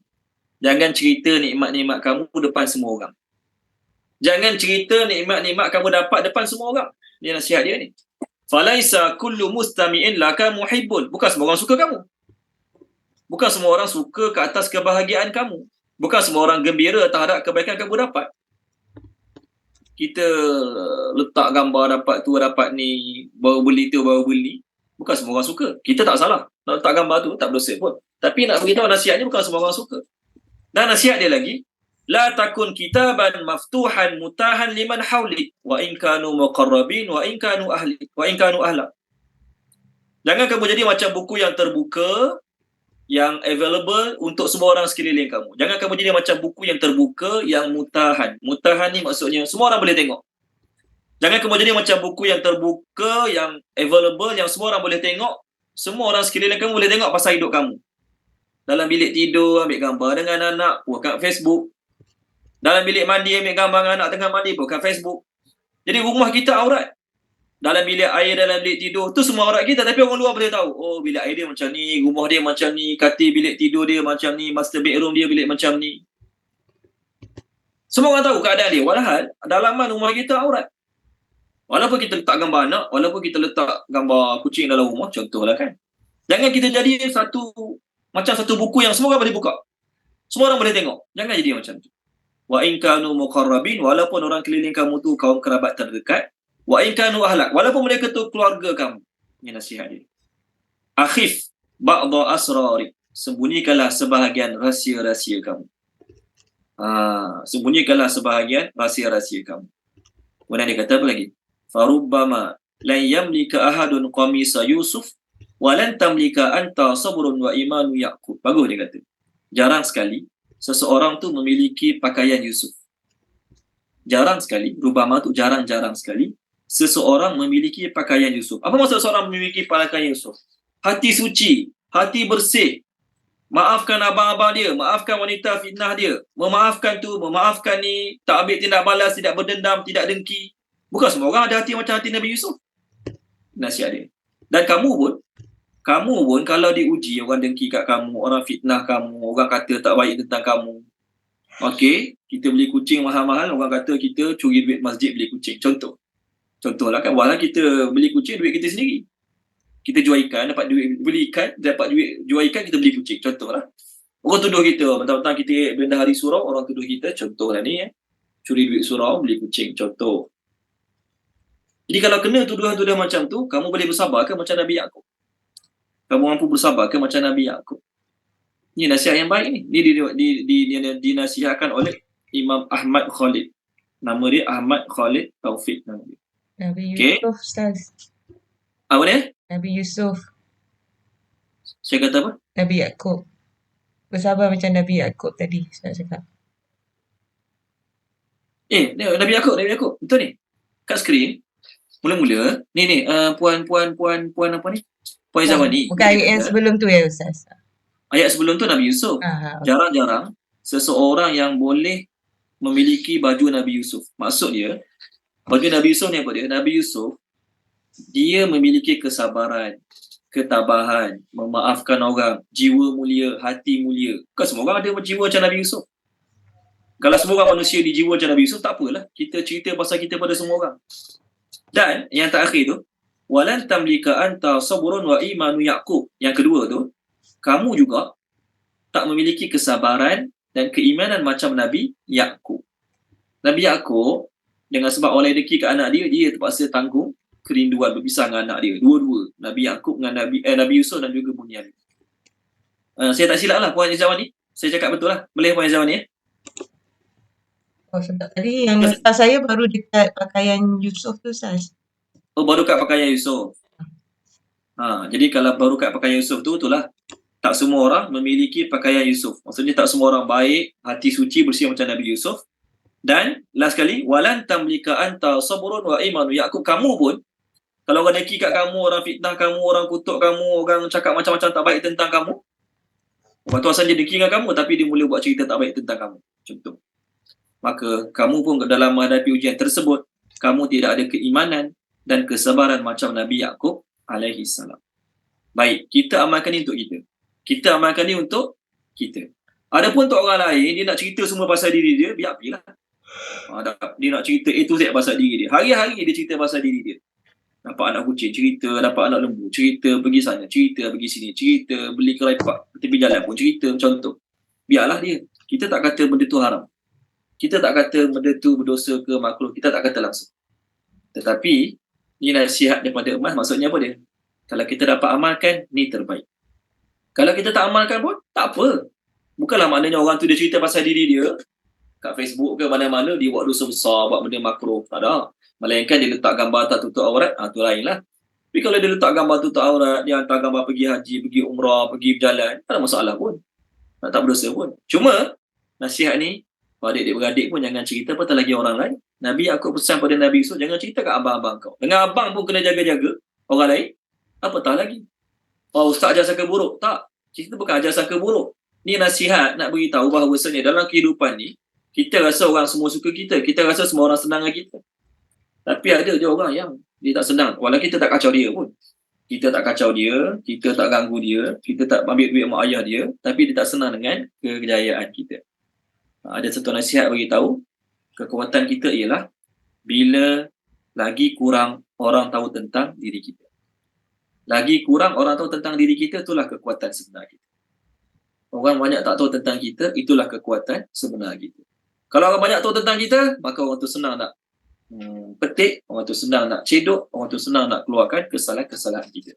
Ni bukan wajib. Ni kita bukan, aku betulkan nasihat wajib. Jangan pula lepas ni kita tengok orang tu buah gambar dia dengan suami isteri dengan anak-anak pergi jalan Langkawi, kita berkata dia tak belajar tafsir, kesian. Tak, benda tu tak salah, tak berdosa. Sama juga Imam Ghazali nasihat. Ni contoh lah ni, Imam Ghazali nasihat. Imam Ghazali kata apa? Imam Ghazali kata, kalau kamu ada duit banyak, jangan tunjuk kat orang duit kamu. Kita duit banyak, jangan tunjuk kat orang duit kita. Kenapa? Imam Ghazali kata, kalau kamu duit banyak ke, duit sikit ke, jangan cerita kat orang tentang duit kamu. Kerana kalau orang tahu kamu duit banyak, orang tidak akan menghargai pemberian kamu. Dan kalau orang tahu kamu duit sikit, orang akan memandang rendah pada kamu. Ni Imam Ghazali beritahu. Wajib ke? Tak wajib pun. Tapi realiti macam tu lah. Kita cerita ke orang, oh bisnes tahun ni, sale aku RM50,000, RM60,000, RM70,000. Kita ceritalah sebab kita niaga, contoh. Balik kampung, bagi duit raya anak saudara RM5 seorang. Maka adik kita, abang kita kata, RM100,000 bagi. Nak hidup masjid, contoh.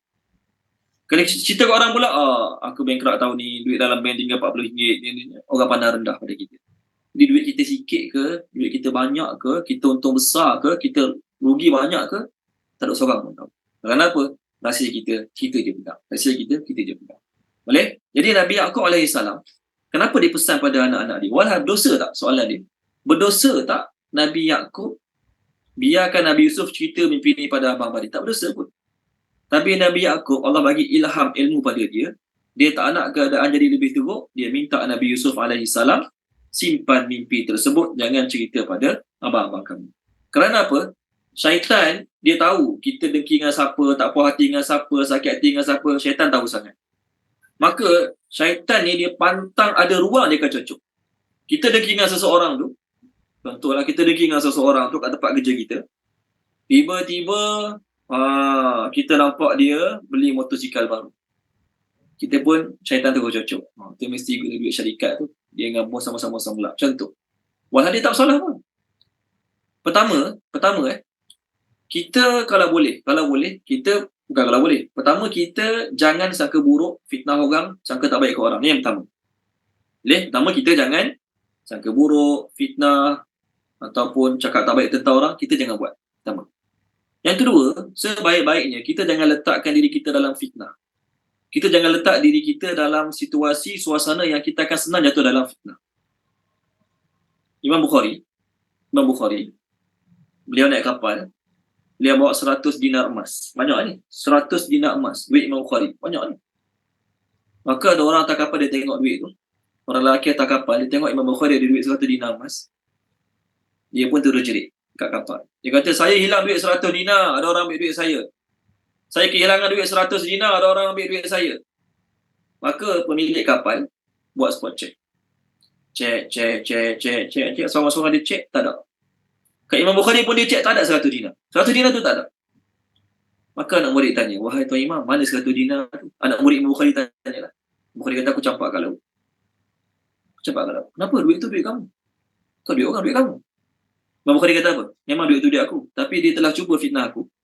Kalaulah sabit orang jumpa duit tu kat tangan aku, orang tu mengaku, si jahat tu, kata duit dia hilang 100 dinar. Dan orang kapal cari jumpa kat beg aku, dalam tangan aku, maka apa pandangan orang terhadap aku?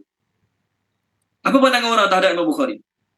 Oh, dia ni songlak duit, dia dituduh. Walaupun tak buat lagi, tapi dia telah ada dituduh. Namanya telah terpalit sedikit kejahatan. Jadi seboleh-boleh kita jangan letakkan diri kita dalam situasi yang orang senang fitnah kita. Nabi SAW, satu malam Nabi jalan dengan isteri Nabi nama Sofiyah. Nabi malam-malam jalan dengan isteri Nabi nama Sofiyah. Nabi lalu kat sahabat malam-malam. Nabi cakap apa kat sahabat? Ni isteri saya ni. Maka sahabat kata, ya Rasulullah, takkan kami rasa buruk pada Tuan? Maka Nabi kata apa kat sahabat tu? Syaitan berjalan di tempat perjalanan darah manusia. Maksudnya, syaitan nak buat orang sangka buruk sekejap. Syaitan nak buat orang sangka buruk sekejap. Jadi, kita bukan nak sangka buruk kat orang, tapi kita nak kena hati-hati, kita jangan letak diri kita dalam situasi, suasana yang orang senang fitnah kita, orang senang mengata kita, orang senang nak cari salah kita. Maka sebaik-baiknya tentang diri kita, kita tutup. Yang baik kita syukur pada Allah, kita cerita pada mak ayah adalah orang yang kita boleh yakin takkan deki dengan kita. Adik-beradik pun walaupun nampak depan kita baik, bagus dan sebagainya, tapi sebagai manusia Allah tetap uji dengan perasaan deki. Maka lebih baik, terbaik kita sembunyikan tentang apa kita dapat, kesusahan kita. Begitu juga kita cerita tentang kesusahan kita. Bukan semua orang simpati dengan kita. Bukan semua orang simpati dengan kita. Ada orang gembira dengan kesusahan yang menimpa kita. Maka kesenangan kita dapat, ceritalah pada mak ayah kita. Kesusahan kita dapat, mengadulah pada Allah. Sungguh-sungguh agar Allah selesaikan masalah kita. Jadi Nabi Yaqub, dia tak nak. Saya ulang balik, tak haram pun kalau Nabi Yusuf cerita mimpi tu kat abang-abang dia. Tak haram pun Nabi Yusuf cerita dan tak haram pun abang dia dengar mimpi tersebut. Tapi Nabi Yaqub seboleh-boleh nak mengelakkan dirinya. Nabi Yaqub seboleh-boleh nak jaga, nak pelihara hubungan adik-beradik. Kita pun sama juga kadang-kadang. Okey? Kadang-kadang kita tahu ada adik-beradik kita susah, sangat-sangat susah. Okey, kita ni Allah bagi mewah. Kita kalau boleh jangan terlalu tunjuk sangat kemewahan-kemewahan kita pada adik-beradik kita yang terlalu susah. Kerana apa? Kat situ boleh berlaku ain. Tahu ain? Apa dia panggil evil eye. Evil eye. Orang pandang dengan pandangan tak baik, orang pandang dengan perasaan dengki, sedikit sebanyak akan beri efek pada kita. Okey, nasihat ni bukan saya kata wajib, haram. Kita nak buat untuk jadi yang terbaik. Tak buat pun tak apa. Kita buat untuk diri kita. Orang lain biarlah dia nak cerita pasal diri dia. Orang bisnes, minta maaf banyak lah, siapa bisnes kan. Dia nak cari followers ramai, dia memang kena cerita pasal diri dia. Dia pakai baju apa, dia cerita dia naik motor apa, dia cerita tayar motor bocor, tapi jalan dia cerita. Memang dia nak cerita pasal dia nak suruh orang kenal dia. Biar dia lah, dia buat bisnes. Kita, kalau boleh kita elakkan. Okey, baik, masuk ayat baru. Sorry Pokok surat 236 ayat nombor 6. Tuan Safi boleh ke share kat skrin Tuan Safi? Saya bagi buat Tuan Safi host. Boleh Tuan Safi? Boleh Tuan Safi? Boleh. No problem. Boleh. Saya ingat ke masih di Saudi. Okey, sahabat-sahabat boleh tengok page 236 ayat nombor 6. Tambah wadan kazalika seperti itulah. Kazalika seperti itulah. Yajtabika, dia memilih kamu. Dia Allah memilih kamu. Ni Nabi Allahumma salli Muhammad. Nabi Yaqub cakap pada Nabi Yusuf lah ni Dia memilih kamu. Maafkan saya, tak tulis dia. Seperti itulah memilih kamu Rabbuka oleh Tuhan. Maafkan saya. Seperti itulah memilih kamu oleh Tuhanmu. Dan yu'allimuka, dia akan mengajarkan kamu. Yu'allimuka, dia akan mengajarkan kamu sebahagian daripada takwil. Terjemah takwil je dulu. Interpretation. Al-ahadis, mimpi-mimpi. Takwil, terjemah takwil. Ahadis, mimpi-mimpi. Wa dan yutimma, dia akan sempurnakan. Yutimma, dia akan sempurnakan. Ni'matahu, nikmatnya. Alaika, ke atasmu. Alaika, ke atasmu. Ke atasmu ni ke atas Nabi Yusuf lah. Wa dan ala, ke atas. Ala, ke atas. Ali Ya'qub, keluarga Ya'qub. Ali Ya'qub, keluarga Ya'qub. Kama, sebagaimana. Kama, sebagaimana. Atammaha, dia telah menyempurnakannya. Atammaha, dia telah menyempurnakannya. Ala, kepada. Ala, kepada. Abawaika, kedua bapamu. Abawaika, kedua bapamu. Maksud dua bapa ni ayah dengan tok lah maksudnya. Min, daripada. Qablu, sebelum ini. Qablu, sebelum ini. Tulis dalam bracket, iaitu. Tulis dalam bracket, iaitu. Ibrahim. Ibrahim lah. Wa dan. Ishaq. Ishaq lah. Inna, sesungguhnya. Rabbaka, Tuhanmu. Rabbaka, Tuhanmu. Alimun, maha mengetahui. Alimun, maha mengetahui. Hakimun, maha bijaksana. Hakimun, maha bijaksana. Okey, Puan Yusriza, tolong terjemahkan Puan Yusriza ayat kita sekarang.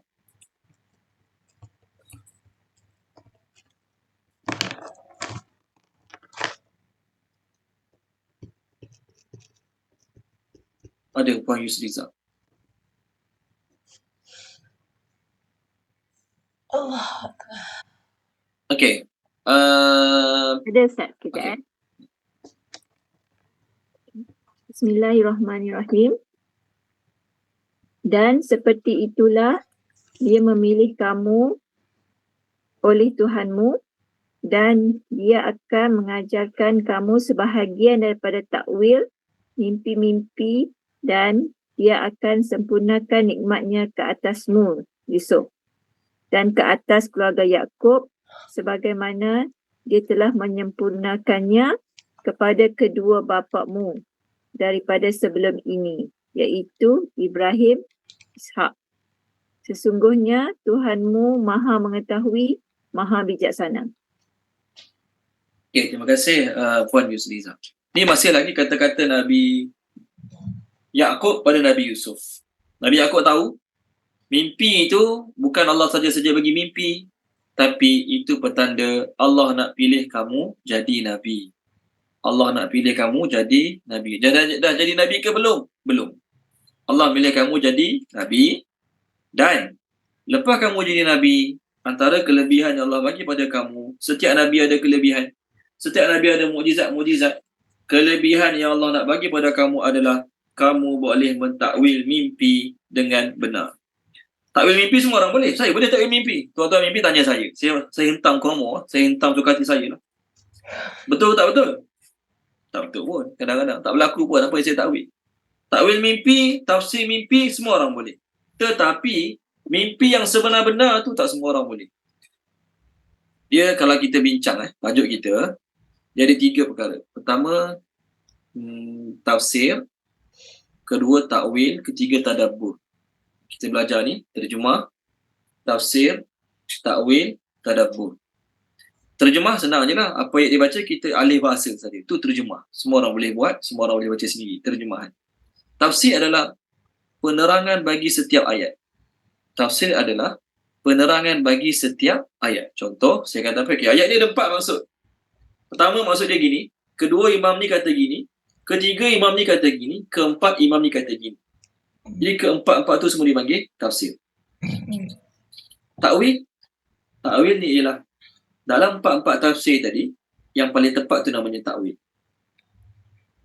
4 betul. Tafsiran ayat ni, Imam Syafi'i kata ni. Contoh, Imam Jalaluddin As-Sayuti kata ni. Imam Ibnu Katsir kata ni. Imam Qurtubi kata ni. Imam ni kata ni. Semua pendapat-pendapat ahli tafsir. Semua pendapat tafsir tu betul. Saya bagi satu ayat tu ada 5 tafsiran. Ada 6 tafsiran. Semua betul. Tetapi yang paling tepat yang Allah maksudkan yang mana? Yang paling tepat yang Allah sebenarnya maksudkan yang mana? Yang paling tepat itulah namanya takwil. Yang paling tepat tu namanya takwil. Nampak? Tu beza dia. Tadabbur pula, kita baca satu ayat, kita reflect pada diri kita. Itu tadabbur. Baca satu ayat, kita reflect pada diri kita. Aku dah buat belum? Aku dah amal ke belum? Tu ayat cerita benda tak baik tu. Aku dah jauhkan ke belum? Aku dah cuba buang belum sifat tu pada diri aku. Itu panggil tadabbur. Boleh? Ni dalam bab tafsir Quran. Semula juga dalam bab mimpi, tafsir mimpi, takwil mimpi, terjemah dia orang putih semua dia panggil interpretation. Interpret. Semua terjemah dia tafsiran. Saya beritahu balik, saya boleh takwil mimpi. Tuan-tuan tafsir mimpi. Saya boleh tafsir mimpi, tapi saya tak boleh takwil mimpi. Jelas? Saya hanya boleh tafsir mimpi, tapi saya tak boleh takwil mimpi. Tafsir mimpi ni apa? Orang mimpi jumpa saya main hentam je lah. Saya kata tu maksudnya nanti awak akan pergi haji tahun depan. Itu maksudnya awak akan dapat rumah baru, kereta baru, tanah baru tahun depan. Macam tu. Saya main hentam je lah. Saya kata itulah tafsir mimpi. Betul ke tak betul? Tak tahu. Hakikat, takwil. Contoh, pasal tafsir tadi kan. Tafsir Quran tadi. Ada 4 tafsiran satu ayat tu. Dalam 4 tafsiran tu, siapa yang paling betul? Tafsiran mana paling betul? Kalau orang tahu, melainkan Allah. Tolong baca Puan Asmah balik, muka surat 50. Saya nak tunjuk ni tafsir Quran. Muka surat 50. Page pertama surah Ali Imran. Ada perkataan takwil. Tuan Sofi boleh tak buka muka surat 50? Page pertama surah Ali Imran. Dalam page tu ada perkataan takwil ayat nombor 7. Surah Ali Imran, page 50 ayat nombor 7. Dalam ayat itu ada perkataan takwil.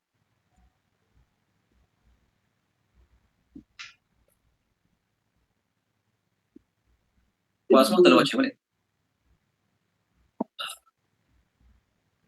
Bismillahirrahmanirrahim. Mudah-mudahan Allah menimbulkan kasih sayang antaramu dengan orang-orang yang kamu musuhi di antara mereka. Dan Allah adalah Maha Berkuasa. Dan Allah Maha Pengampun lagi Maha Penyayang. Macam pendek dia baca dia. Ayat nombor 7. Ayat 7 Puan. Saya tengok yang Quran dah. Ayat 7. Page 50 ayat 7. Ni ayat lain ni. Bismillahirrahmanirrahim. Tuan Sofi kat skrin tu ayat lain. Dia muka surat 50 ayat 7. Saya silap beritahu ke? Oh tu 50. Bismillahirrahmanirrahim. 50 ayat nombor 7 Ustaz. Ya betul.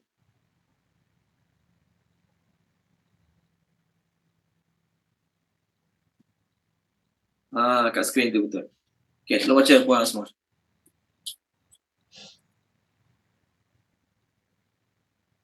Bismillahirrahmanirrahim.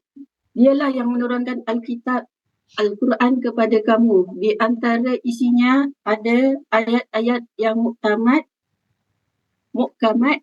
Itulah pokok-pokok isi Al-Quran, dan yang lain ayat-ayat mutasyabihat. Yes. Adapun orang-orang yang dalam hatinya condong kepada kesesatan, maka mereka mengikuti sebahagian ayat-ayat yang mutasyabihat daripadanya untuk menimbulkan fitnah, untuk mencari-cari takwilnya. Padahal tidak ada yang mengetahui takwilnya melainkan Allah. Cukup Puan Asmah, cukup. Dan Itu poin saya. Cukup Puan Asmah. Wa ma ya'lamu ta'wilahu illallah. Tidak ada yang mengetahui takwilnya kecuali Allah. Boleh tak Tuan Sofi? Hijaukan ayat tu Tuan Sofi, boleh? Wa ma ya'lamu ta'wilahu illallah. Tidak ada yang mengetahui takwilnya kecuali Allah. Atas sikit. Ke kiri lagi. Betul. Maksudnya apa? Tidak ada yang mengetahui takwil paling tepat, tafsiran paling tepat mengenai ayat tersebut kecuali Allah. Orang mendalami ilmu, bila jumpa ayat macam tu dia kata, kami beriman, semua daripada Allah. Kami faham ke, kami tak faham ke, kami tahu maksud sebenar ke, kami tak tahu maksud sebenar, kami tetap beriman pada Allah. Boleh Tuan Safi? Depan sikit lagi. Bukan yang tu, depan sikit lagi. Wa ma ya'lamu ta'wilahu. Yang tu wabtiwa at-ta'wili. Yang tu, yes. Wa ma ya'lamu ta'wilahu illallah. Bawah dia illallah. Illallah pula. Tengok kat skrin. Terima kasih Tuan Safi. Tidak ada yang mengetahui takwil ayat tersebut melainkan Allah. Takwil ni apa dia? Tafsiran paling tepat. Tafsiran paling tepat bagi sesuatu perkara namanya takwil. Jadi, Terima kasih Tuan Safi dan kat skrin untuk masuk takwil. Ni cerita tafsir Quran, takwil Quran. Adapun takwil mimpi, Nabi Yaqub cakap pada Nabi Yusuf, Allah ajar kamu ilmu takwil mimpi, maknanya Nabi Yusuf tahu takwil yang paling tepat.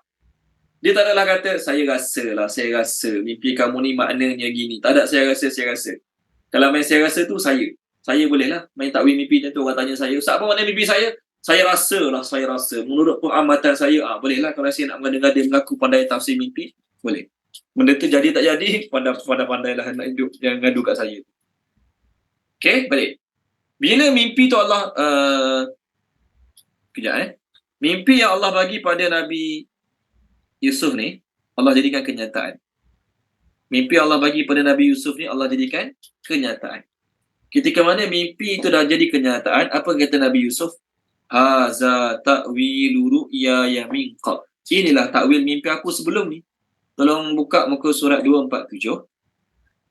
Tolong baca dia, Puan Zanaria boleh, page 247 ayat 100. Kat situ ada perkataan, and he said, my father, this is interpretation my dream before. Boleh Puan Zanaria, page 247 Boleh Ustaz, ayat 100. 347 ayat 100. Bukan 3, 2. 247.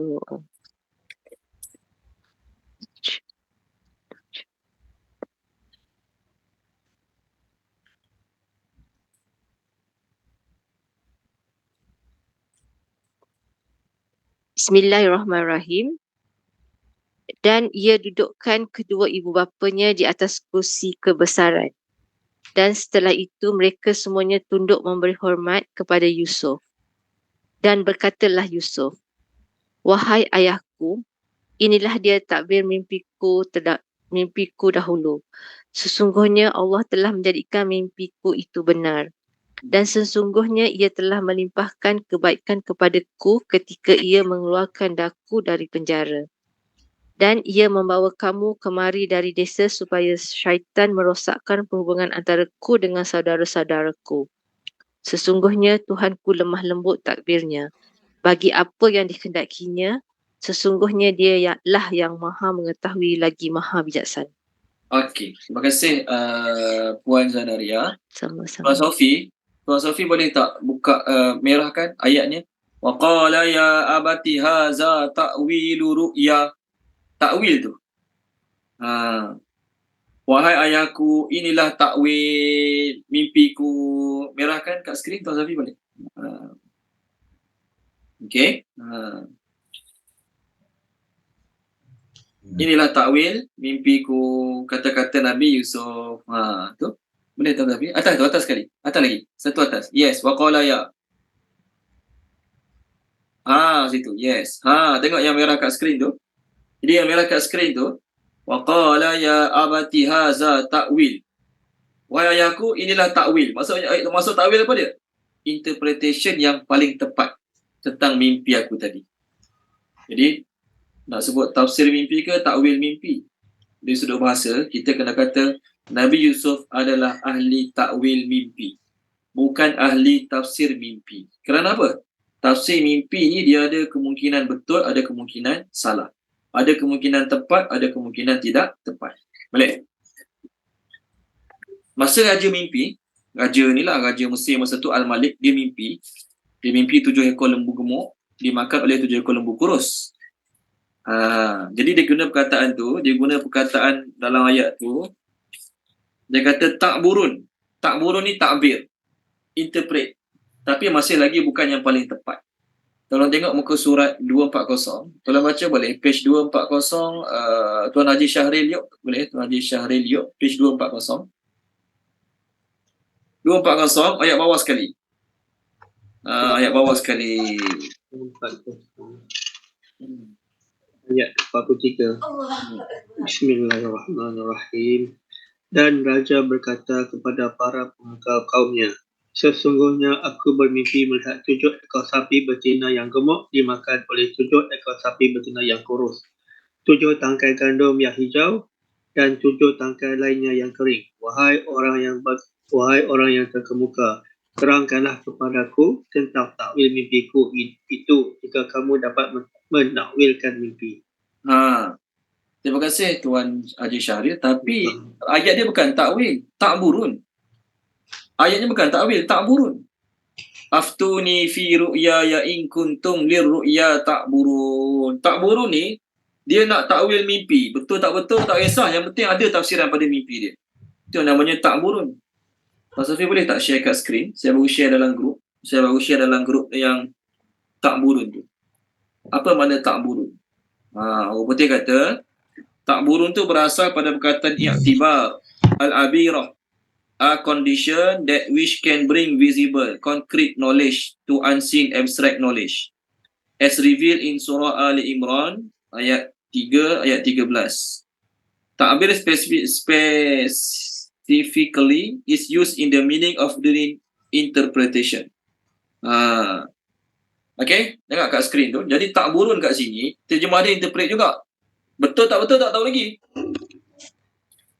Interpret tu, betul tak betul, tepat tak tahu lagi. Hentam je dulu. Sebab nak tahu betul tak betul, tengok dia berlaku ke tak berlaku. Apa yang ditafsirkan tu, apa yang diinterpretkan tu, berlaku ke tak berlaku, kena tengok dulu. Tahu ke tak tahu.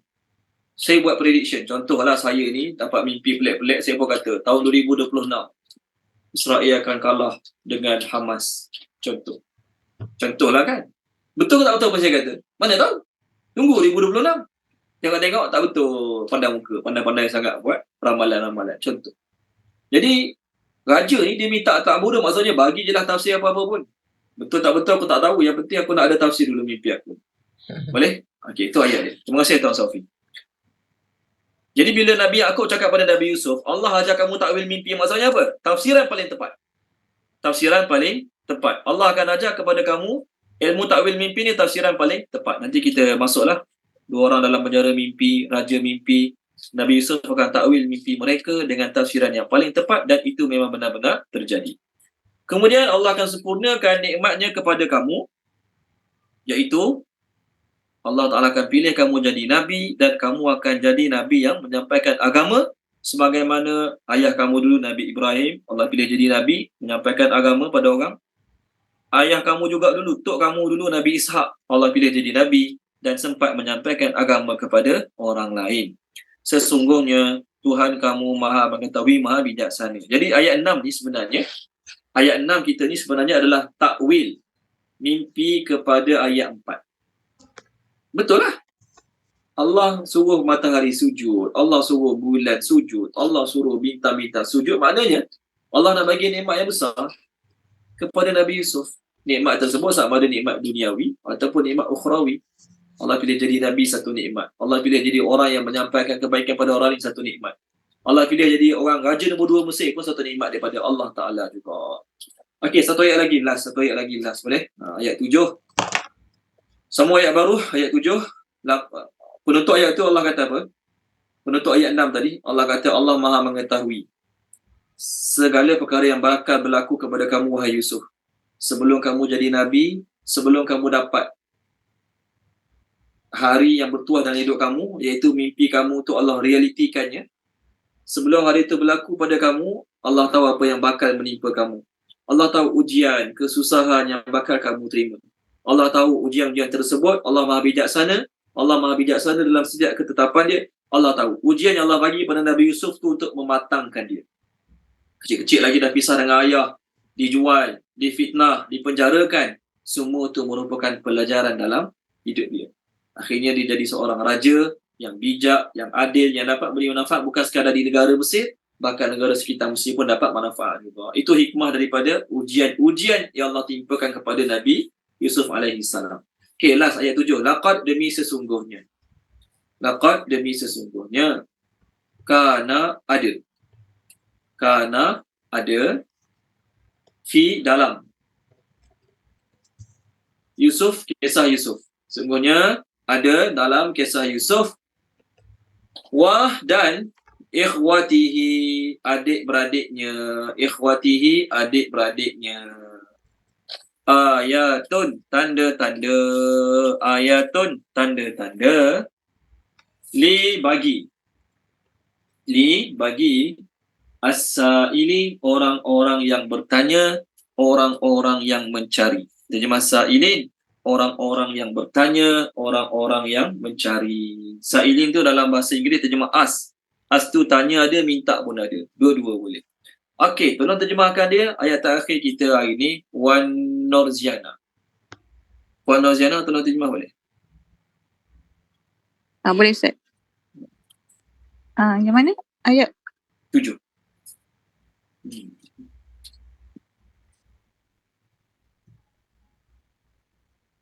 Page 236 ayat 7.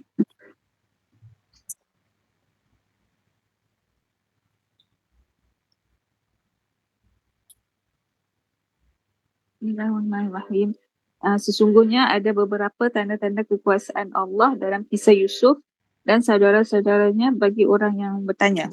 Okey, terima kasih Puan Norziana. Maknanya surah Nabi Yusuf ni, kalau kita baca terjemah dia, baca je lah. Semua orang boleh baca. Tuan-tuan ada Quran terjemah kan? Baca je lah. Daripada ayat 1 sampai ayat 110 surah Nabi Yusuf. Baca. Dapat pengajaran sampai 111. Tak dapat pengajaran. Jadi orang yang bakal dapat pengajaran daripada surah Yusuf adalah orang-orang yang bertanya. Orang-orang yang mencari. Orang-orang yang mendalami. Dia akan dapat pengajaran. Kalau kita sekadar baca terjemah. Oh, sedap cerita dia habis. Tapi sebenarnya di sebalik kisah Yusuf, setiap satu kata-kata, setiap peristiwa yang berlaku pada Nabi Yusuf ada pengajaran. Tapi bagi siapa? Bagi orang yang bertanya, bagi orang yang mengkehendaki, bagi orang yang mencari, bagi orang mengkaji, ada pengajaran. Kalau orang tu tak bertanya, tak mencari, tak mengkaji, tak menyelidik, maka dia tidak akan dapat sebarang pengajaran daripada kisah Yusuf. Ayah dia pesan. Kejap saya tambah sikit lah. Ayah dia pesan, nanti kamu pergi masuk ke negara Mesir tu, jangan masuk kat satu pintu je, masuklah kat pintu berbeza-beza. Kamu pergi masuk negara Mesir tu nak cari adik kamu, jangan masuk kat satu pintu je, masuklah ke pintu berbeza-beza. Nampak simple je kan pesanan tu. Tapi hari ni diamalkan. Raja dengan timbalan raja, raja dengan anak raja pergi mana-mana, pengarah dengan timbalan pengarah, dia orang tak akan naik kapal terbang yang sama. Dia orang tak akan naik helikopter yang sama. Dia orang tak akan naik flight yang sama. Raja dengan anak raja, menteri dengan timbalan Perdana Menteri tak akan naik kapal terbang yang sama. Betul kan? Sebab kalau menteri dengan timbalan Perdana Menteri naik kapal terbang yang sama, datang orang jahat bom, mati dua-dua. Kucak-kacir negara tu. Maka menteri dengan timbalan Perdana Menteri tak akan naik kapal terbang yang sama. Raja dengan tukang mahkota tak akan naik kapal terbang yang sama. Tak akan naik kenderaan yang sama. Tengok raja kita pergi mana-mana, mana naik kenderaan sama dengan anak dia, dia kereta lain, tak ada naik lain. Ni dah Allah ajar dalam ayat 67. Pengajaran ni. Kita tak sedar. Tolong baca dia, Puan Izawani boleh? Puan Izawani, saya rasa semua dah baca. Ada tak siapa belum baca, takut saya tertinggal, tapi saya rasa semua dah baca lah kan. Puan Izawani tolong baca. Muka surat 243 ayat 67. Tuan Safi tak baca lagi, tak apalah. Tuan Safi rehat dulu. Puan Izawani, page 243 ayat 67. Boleh Puan Izawani? Auzubillahiminasyaitanirrajim. Bismillahirrahmanirrahim. Dan ia berkata lagi, wahai anak-anakku, janganlah kamu masuk ke bandar Mesir dari sebuah pintu sahaja, tetapi masuklah dari beberapa buah pintu yang berlainan. Aku dengan nasihatku ini tidak dapat menyelamatkan kamu daripada sesuatu takdir yang telah ditetapkan oleh Allah. Keputusan menetapkan sesuatu sebab dan musabab itu hanyalah milik Allah. Kepadanya lah aku bertawakal dan kepadanya sahaja orang yang bertawakal berserah diri. Tengok ni, pesanan ni. Terima kasih Puan Izwani. Dia pesan pada anak-anak dia, kat skrin pun ada. Jangan masuk pintu, kat satu pintu je, kamu 11 orang, 10 orang. Jangan masuk satu pintu, kalau 10 kena tangkap, habis tak ada apa. Masuk dua pintu ni. Sekurang-kurangnya kalau kena tangkap satu pintu, 2 orang. Kena tangkap, ada 6 orang lagi. 4 orang kena tangkap, ada 4 orang lagi. Contoh, ada 6 orang lagi. Tapi kalau semua masuk pintu yang sama, semua kena gepung, semua kena tahan, tak ada apa. Dulu pernah berlaku kat Pakistan, presiden tu nama Ziaul Haq. Presiden tentera lah kan. Dia naik kapal terbang dengan menteri-menteri lain, naik helikopter, mereka bom, habis semua mati. Nama menteri tu tak silap saya Ziaul Haq. Tahun 80-an ke 70-an, nanti Google balik lah. Ziaul Haq nama dia. Dia kena bom. Dia bukan Perdana Menteri, dia panglima besar tentera tak silap saya. Dia naik kapal terbang, naik ke helikopter. Helikopter yang sama, dia, timbalan dia, orang besar-besar, semua kena bom, semua mati. Maksudnya kalau dia amalkan ayat ni, naik dalam kapal terbang berbeza-beza, helikopter berbeza-beza, Tak kena. Ni antara pengajaran-pengajaran kita boleh dapat dalam Al-Quran sebenarnya. Tuan Sofi tolong share nama anak-anak Nabi Yaqub boleh? Tengok kat skrin. Ayat kita sekarang, Allah kata, dalam kisah-kisah anak-anak Nabi Yaqub ni dan Yusuf dan adik-beradik dia ada pengajaran. Ada tanda-tanda kebijaksanaan Allah. Ada tanda-tanda betapa mengetahuinya Allah. Orang yang mencari, orang yang bertanya, orang yang mendalami, dia akan nampak tanda-tanda kebijaksanaan Allah, tanda-tanda kehebatan Allah, tanda-tanda betapa hikmah, betapa bijaksananya Allah dalam menyampaikan kisah Yusuf pada kita. Boleh Tuan Safi? Saya share kat grup tadi. Maafkan saya share kat grup tadi. Nama-nama adik-beradik Nabi Yusuf yang 10 orang tu. Ni dalam kitab Old Testament. Okay, tengok kat skrin. Menurut catatan Old Testament menurut catatan Old Testament, dalam kitab Kejadian pasal 35, anak Nabi Yaqub tu 6 orang daripada Lia. 6 orang daripada Lia. Isteri pertama lah. Rubin, Simeon, Lawi, Yahuda, Isakhar, Zabulon. Okay, isteri kedua Yusuf, Bunyamin, Rachel, 2 orang tadi. Bilha ni hamba yang isteri pertama dia hadiah kat dia. Daripada Bilha dapat anak 2 orang, Dan dan Naftali.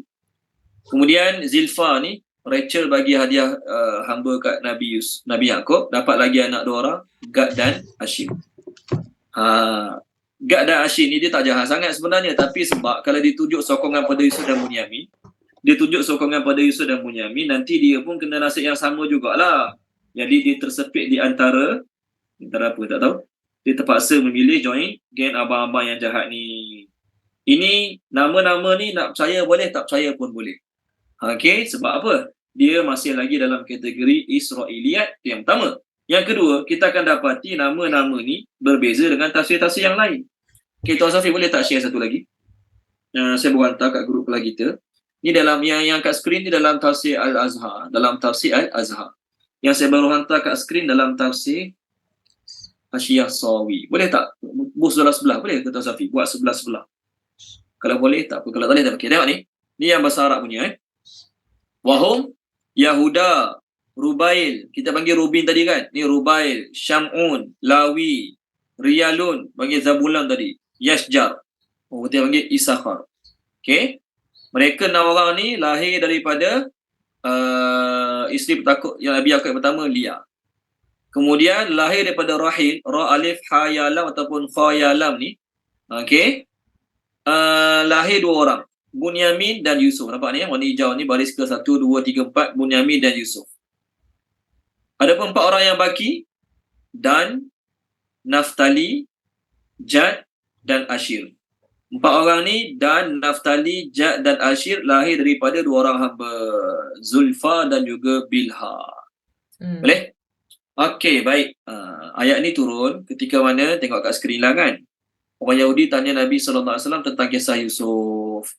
Jadi oleh kerana orang Yahudi tanya Nabi tentang surah Yusuf ni, kisah Yusuf, anak Nabi Yaqub, yang macam mana boleh berpindah daripada Kan'an ke Mesir, Nabi cerita pun kisah tersebut pada mereka. Mereka mendapati kisah tersebut sama sebiji macam dalam Taurat.